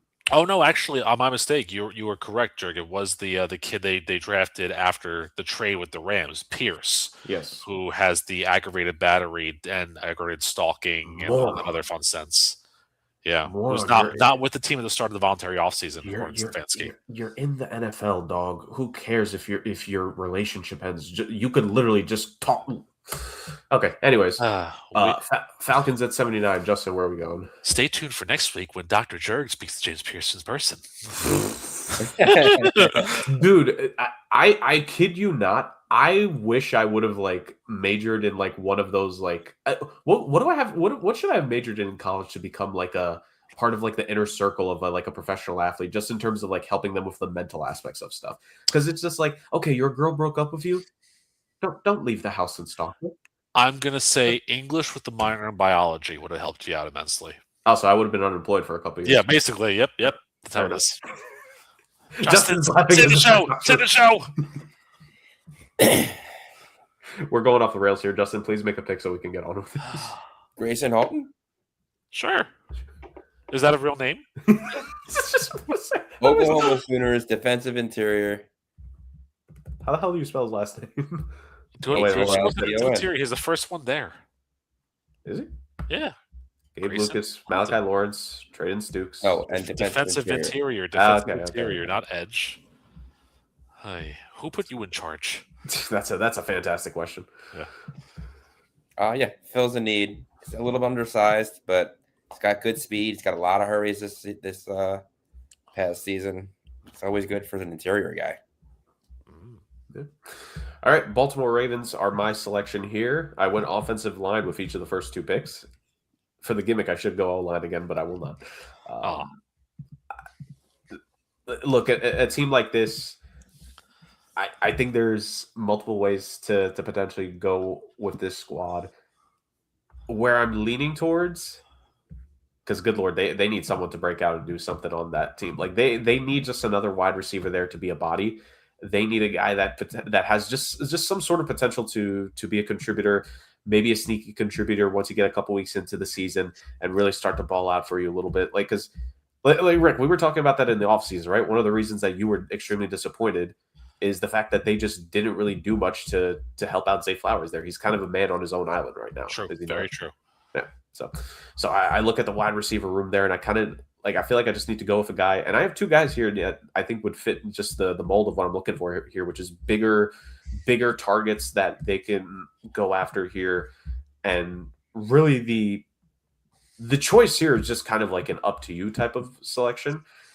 I think ultimately the guy that I'm going to go with, and I think it is close, I'm going to go with the guy who I think maybe just from a acceleration and I think initial break off the line with some good footwork to him, I'm going to go with Ted Hurst out of Georgia State here. Yeah. For my pick. A big body guy. He's 6'3" and a half, maybe 6'3", whatever freaking measurement they give. They measure in eighths at this point. But kids above 6'3", but he gets off the line really well, has really good footwork on his routes, and can accelerate well on his first step. Got to work him a little bit, develop his game, but I think overall he could be really good. He could be a contributor after a couple weeks in the season. So, Rick, the Jacksonville Jaguars, we went over it before. 3 third-round picks. Got a lot of these third-round picks here. So where are we going with the Jags? You went with tight end earlier. Where do you go at 81? What universe is that? What the Florida teams have 27 picks in the third round of this year's draft, and somehow I make all the picks for them. What is this? What is this sorcery? The wheels made decisions for us. Yeah, the wheels of chaos. Gotta love them. this is an interesting one because I feel like you're in a position here where you can kind of take anything because the Jaguars do need help everywhere. And so if I'm looking to see what they're going to do here, I'm not going to do what I did last time because I do have the luxury of taking other picks, other guys at that position with that pick because they have a few other picks in this draft. So I'm going to go a little bit off the beaten path here, but not too much. I'm going to go with a guy who's just got to improve his technique a little bit, and I think he can do that under the tutelage of Josh Hines Allen, and that would be taking Joshua Josephs, the edge out of Tennessee, here at 81. I think that he's got a good size and a good motor. He's played very well for the Volunteers at 6'3", 240. He can be very explosive. But again, just got to improve on a couple things here or there. And I think if he's with Josh Hines Allen and that stuff, I mean, look, there's a reason why Anthony Campanile was looking to be a head coach at the end of this offseason. He's got good enough tools there and a good staff to work with over there. And I think that Josephs can actually learn really well in this system. So I think it's a decent enough pick. It fills a need, and it fills a depth piece for them. Nice. I'm going to go with a guy here listed as linebacker. I think maybe with the potential of the production, he could end up doing some edge stuff, but I think it's ultimately going to end up working out. I'm going to go with Josiah Trotter for the Minnesota Vikings here at 82nd, by the way. Oh, no, they do have one more pick, so I can hit this later. Josiah Trotter will be my pick for the Vikings here. I think in terms of their linebacking core, you kind of have the guy that you're making responsible for the middle of the field in terms of coverage stuff in Van Ginkel.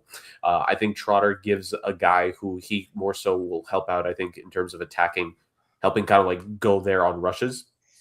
And I think like this Minnesota, like their defense is interesting. It's like, I mean, technically they do have Grenard, who like 2 years ago, he had the great sack production season for them. Last year kind of took like a half step back, but just like overall, like kind of everyone eats on the defense of Minnesota when it comes to like their sack production. They had a good amount of guys had like 6 sacks, 7 sacks, 6.5 kind of deal. They didn't really have like a standout in like singular guy. And I think that's, I mean, now granted, Dallas Turner, I got to give him credit. He had a really good year too, compared to his rookie season. I think he could be in line for a big 3rd year jump.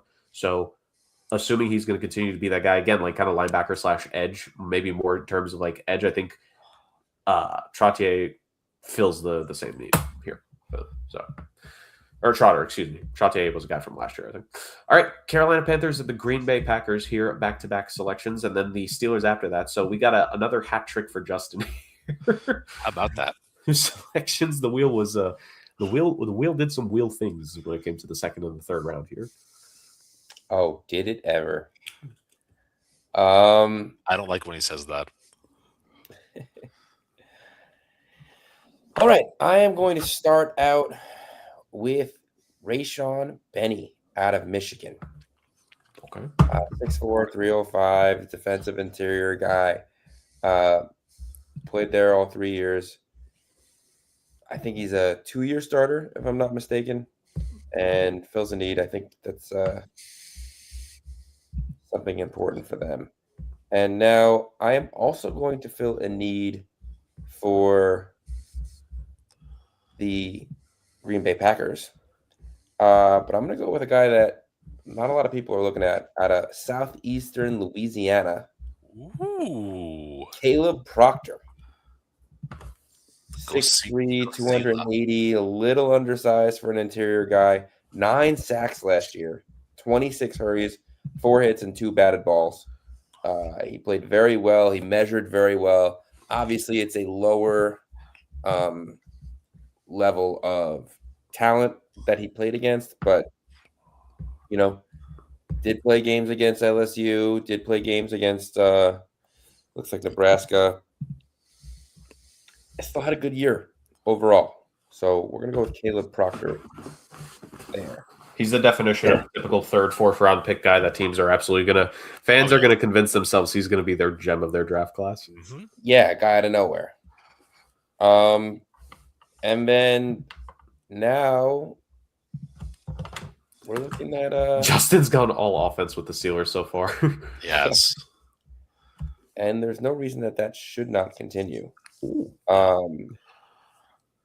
That being said, no, it'll probably continue. And this is where I'm going to go with Jalen Farmer, who is the best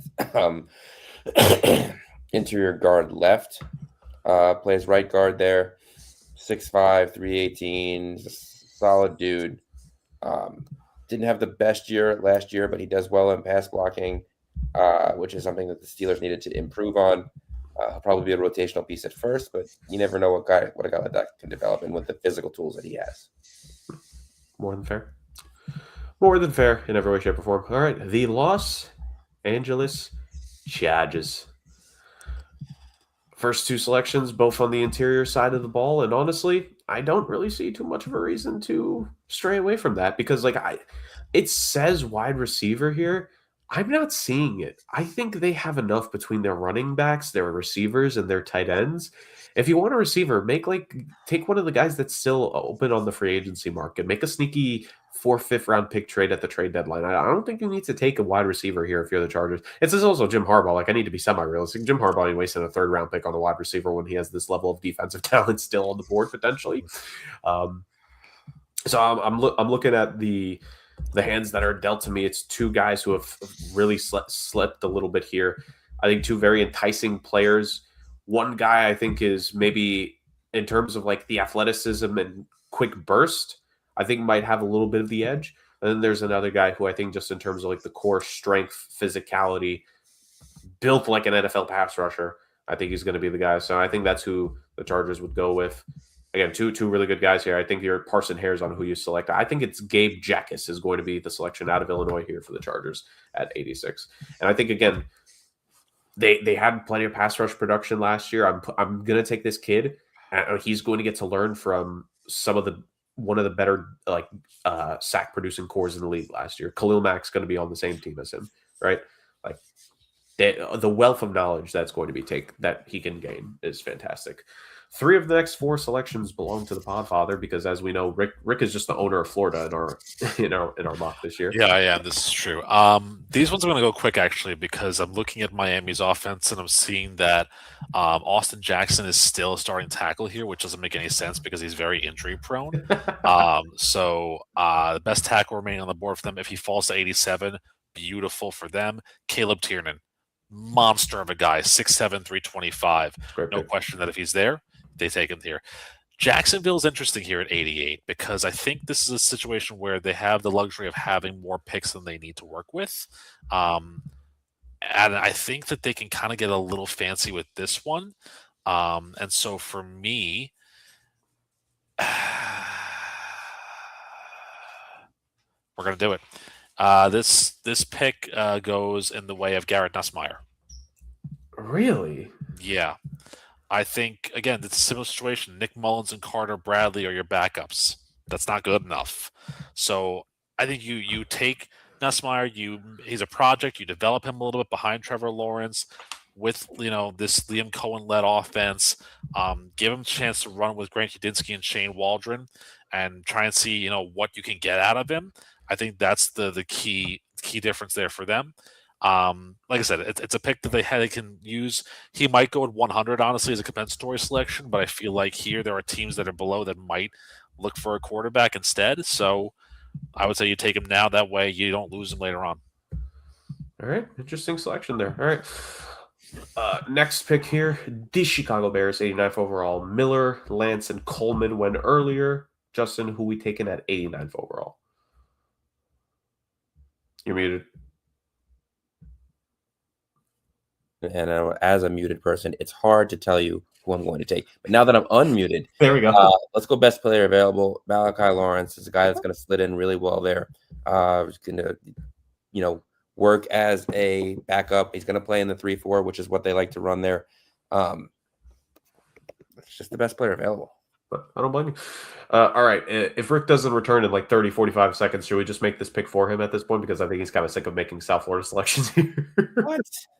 No, I think Rick needs to be our South Florida guy. Okay, so let's look at the picks he's made so far, right? Casey Concepcion, probably one of the big. Oh, there he is. He's back. Go ahead. So Rick, go ahead. You've picked 2 skill position players for the offense on Concepcion and Johnson. You've picked 2 offensive linemen in Hecton Tiernan, and you picked 1 guy on the defensive side of the ball. Where are we leaning here with this team? Some really good defensive players still available here for this stage of the draft. There are a few good defensive players that are left, still around here. And I believe that that's where I'm going to actually end up going here because there are two sides of the coin that need a little help, but I have two picks that I can use with them. So we're going to go with the best player available, which is going to be Traden Stukes, the corner out of Arizona, with this one at 90. Because I feel like he's got a good size, a good frame to be a corner in this league, 6'2", 200.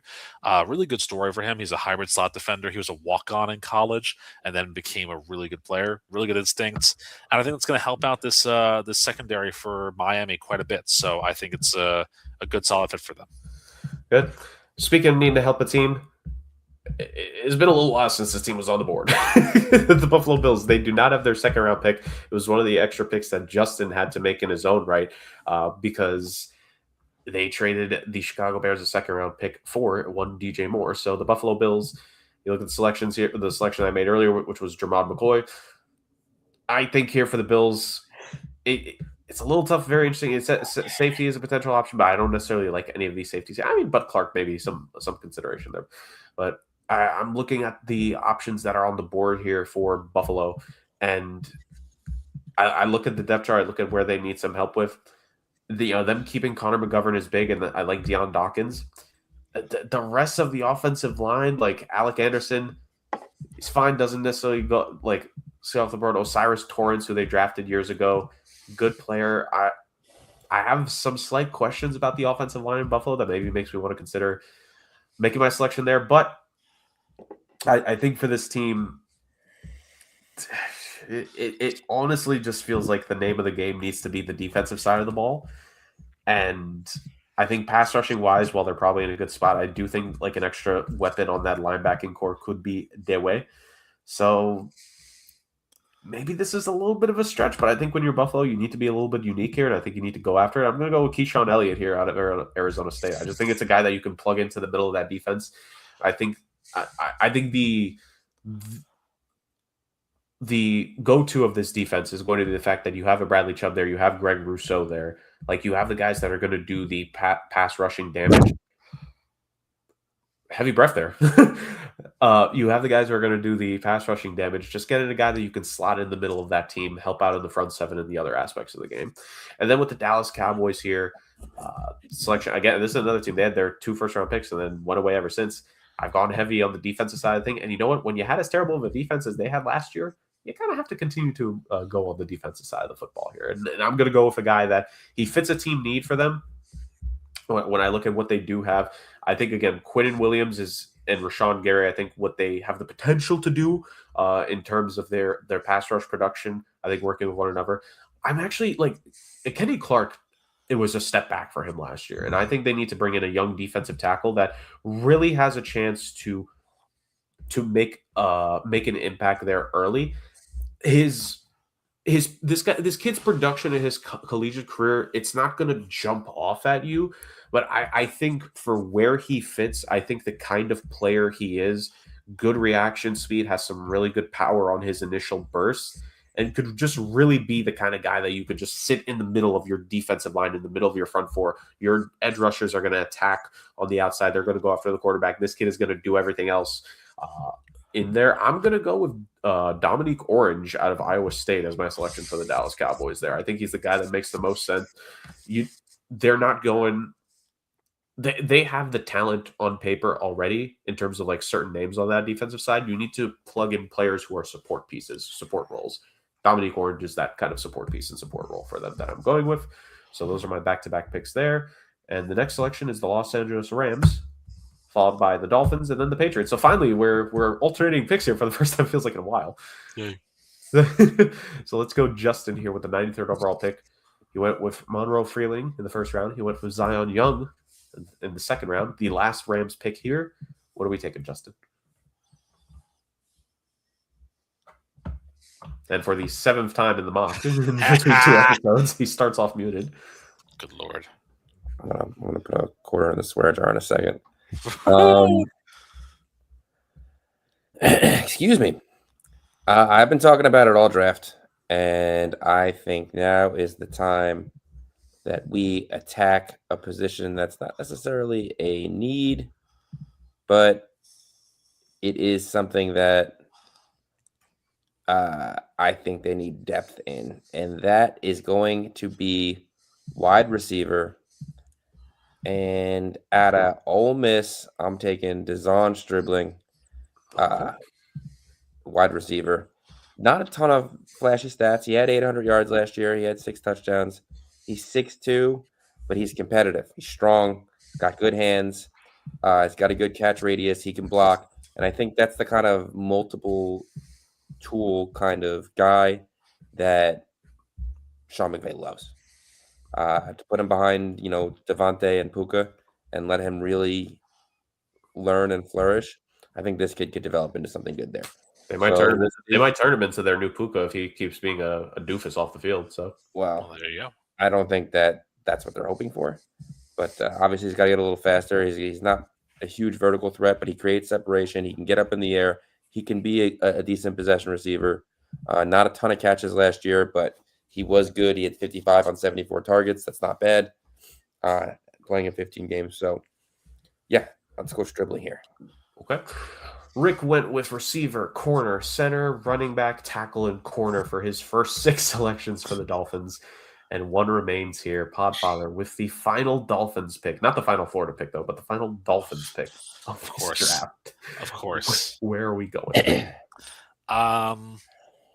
To me, there's only one spot that I have left to take for them, and it's kicker. No, I'm kidding. Wouldn't do that to them. I was torn between 2 guys on the same position, but I'm going to go with the guy that I think has a better ceiling, and that would be Danny Dennis Sutton out of Penn State. He's 6'5". He's a bit got a better motor. He's played a lot more consistently. He can play both in the 3-4 or 4-3, depending on whatever the system asks for.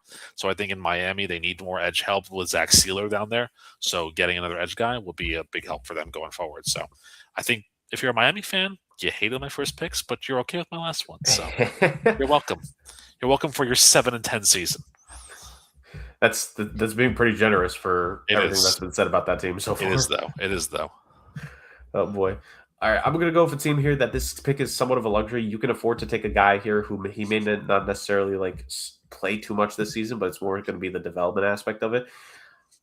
It's not listed as a need per se, but I think just in terms of adding depth to this team, I think that's going to be the name of the game for the Patriots with their 3rd round pick here. I went with a guy who I think will be more the immediate starter in Messidor, and I think Dunker in that 2nd round pick could be a guy who probably could see some starting time this season potentially. So I'm going to go with a guy here who he may not necessarily see the field here early on, but I just think from the development path for this kid is going to be the way. And I think Mike Vrabel would like a guy like this, a player. I think overall good size and strength, but a high football IQ. Went to one of these schools that has pedigree. Championship winning pedigree. Give me Derek Moore out of Michigan. I think is the selection there for the Patriots. Not draft and stash because you're not sending him to play in Europe or whatever. Although maybe that should be a thing. Maybe if you don't want a 5th round pick, maybe send him to play in Europe for a year to develop. I would like that. Yeah, actually, that would make a lot of sense. It would be fun, but no, draft, stash him, let him develop in the defensive schemes of Mike Vrabel and what they'll do. And year 2, year 3 is where his impact will be made. But I think that's where you could go with your 3rd round pick. Seattle Seahawks here, 96 overall. The final 5 selections here, ladies and gentlemen. Here we are. And it starts with the defending Super Bowl champions. Rick, your selection for them will be, after your previous selections of them were Jacob Rodriguez and Chandler Rivers. So you've gone defensively heavy with them. Yeah, I think this is where I know I said when I made the Chandler Rivers pick that I didn't really see a running back 1 for them to pick, but I think this is where they're going to add a guy into the room just to kind of see what he can do. He didn't have the greatest season last year. I think he went in with a lot of hype and kind of underperformed, but he does have a lot of good speed and can really convert plays. He's also a good pass catcher out of the backfield. I'll take Nicholas Singleton here out of Penn State. I think he trends well for them. And I think he can give Charbonnet a little bit of a run for his money at this position here. So I think it works out best for them. Not bad. My final selection for our mock overall, so I'm the first one to be done for the day. The Minnesota Vikings. previous selections for them when I've gone heavy on the defensive side of the ball for them with two defensive backs and a linebacker and Trotter to add to the fold. I know it would be funny if I just went with one more, but I actually do think this time it's I can shift over to the offensive side of the football here and add a little bit there. I think like for all intents and purposes, like one thing I feel like has been consistent for several years now with the Vikings that the offensive line is just good, it's just solid. like there's no issues. I for the most part like maybe you can argue would you like a better center with higher upside than Blake Randall? Maybe, but that's what you got Michael Juergens developing in the background for. So I don't need to worry about that. Nothing serious, ladies and gentlemen. Nothing serious when it comes to that. So I think Rick, I'm kind of in a similar position to what you were talking about before with you not making a running back selection right away for Seattle. I think I'm in a similar spot just because Aaron Jones, like, man, he old. All due respect, he is old, and I think that just overall the running back room in Minnesota just needs to add just a burst, just something there. Add in a guy, and it's kind of hard to look at this running back room. I feel like a lot of the good running backs have already been taken, so you're kind of living on the edge of glory here in terms of like who you could be potentially going with here. In terms of the guys that I'm looking at right now immediately, I think I'm going to go with a guy here who he may not necessarily like grade well at the moment, and some people have their questions, but he had a good season. He's not necessarily a powerhouse, but I think just a guy who you bring in, you're going to develop him. He's going to, because let's be real here, we know where that team is going. They're going to be focusing on win now, so even a running back here is not going to break the mold. This kid is not going to start right away in any way, shape, or form. It's just going to be a guy that you're hoping you're kind of what I did with my previous pick, bit of a stash, grab and stash here situation here. And so I'm just going to go with Seth McGowan out of Kentucky. Good player, had some solid production at Kentucky last season for where they were. Similar to one of the running back selections I made before, but patient when it comes to the development of his offensive lineman in front of him. Good instincts to create some space out there. And he's actually was willing to pick up on some blocks in some protection sets for running back. So maybe, when you got to give Aaron Jones a break, you put this kid out there, he'll be that extra blocker, kind of like last line of protection in the backfield that you hope doesn't have to happen too much because your offensive line should be good on paper. So my final selection to be made there. This is Rick's second to last pick that he's making. And it's the Philadelphia Eagles. Blake Miller, Jeremy Bernard, Kamari Ramsey. One more pick here. So Rick is the arbiter of Florida, and he's also the arbiter of the Philadelphia Eagles in this case. And it really annoys me that I'm going to be making this pick because, again, it's something that I can see Philadelphia doing, and the only thing that can piss off fans more when it comes to Philadelphia is having the Eagles pick a military man. And I think that's what they're going to do here at 98. I have taken Eli Heidenreich out of Navy at the spot as a compensatory selection. He's a Swiss Army knife. He's a run blocker. He ran that triple option in Navy, but he also caught almost 1,000 yards receiving. So I could see him being a guy that they have in the backfield blocking for Saquon or blocking for Tank Bigsby, but then the occasional, put him as like a reserve tight end for Goddard, and he's out there making a catch and running 25, 30 yards down the field. And you're like, why the hell haven't we stopped this guy? Oh, it's Philadelphia. That makes perfect sense. So, yeah, I have that one for the Eagles. I like Heidenreich. I think he's a good player. I really hope he does well, but not with Philadelphia, please. It's pretty makes sense for me. All right, then 2 picks left here, boys. The Pittsburgh Steelers, and with Justin picking for them, have gone 2 offensive linemen, a running back, and a quarterback. It has been all offensively focused in the Mike McCarthy regime. Kind of against the grain for the Steelers. I wonder if Justin is going to go back to the status quo here and go on the defensive side, or is he going to stick to the offensive side? And then after this, we have the 100th and final pick. But before that, let's go to pick number 99. Justin, for the Pittsburgh Steelers. Your last pick of this one. All right. I went back and forth on this pick a lot because I've had some time to think about it. And I think I am going to take a chance on a guy with some major injury history. He's got a problem with his physical tools in terms of height, weight, strength. But let me tell you this, the kid's had production. And he is one of the top players left on the board. He graded up very strongly for his year last year at Texas Tech. Give me more Romello Height. 11 sacks last year. He's had a great, collegiate career. Great. He's got a good collegiate career. And he could be a good rotational guy coming out of the backfield and getting after the quarterback for them. Mm-hmm. Yeah, I'm a fan of that. I think it's a really good one. All right. So let's wrap it up, boys. Let's bring it on home. Pick number 100, the Jacksonville Jaguars. This fills a need. It's a compensatory selection, but it does fill a need. And it's going to be a shout out to a school that we all know so well and all despise in our own very different ways here and there. But it's a player who actually, over the last 2 seasons, has had 187 total tackles. One of the best players in the Mid-American Conference out of Buffalo. It's going to be linebacker Red Murdoch, because I think if he gets a chance, he'll be a really good star on this team. So, again, the numbers fit. So let's put Murdoch on the board and let's call it a night. Well, hold on. Before I officially make it 208th on PFF's. Wow. Okay. Look at that. All right. Red Murdoch, you are the man. There Boom. you go. There is our PFF official mock and all these. I don't care about any of this Ooh. stuff. Look at that. There's our first round. And I can go and look at the full results. So boom, boys, there are our 100 selections made this year for the show. And there's another mock draft in the book, done in the books, ladies and gentlemen. That was the SAOC 3-round mock draft for the 2026 NFL draft.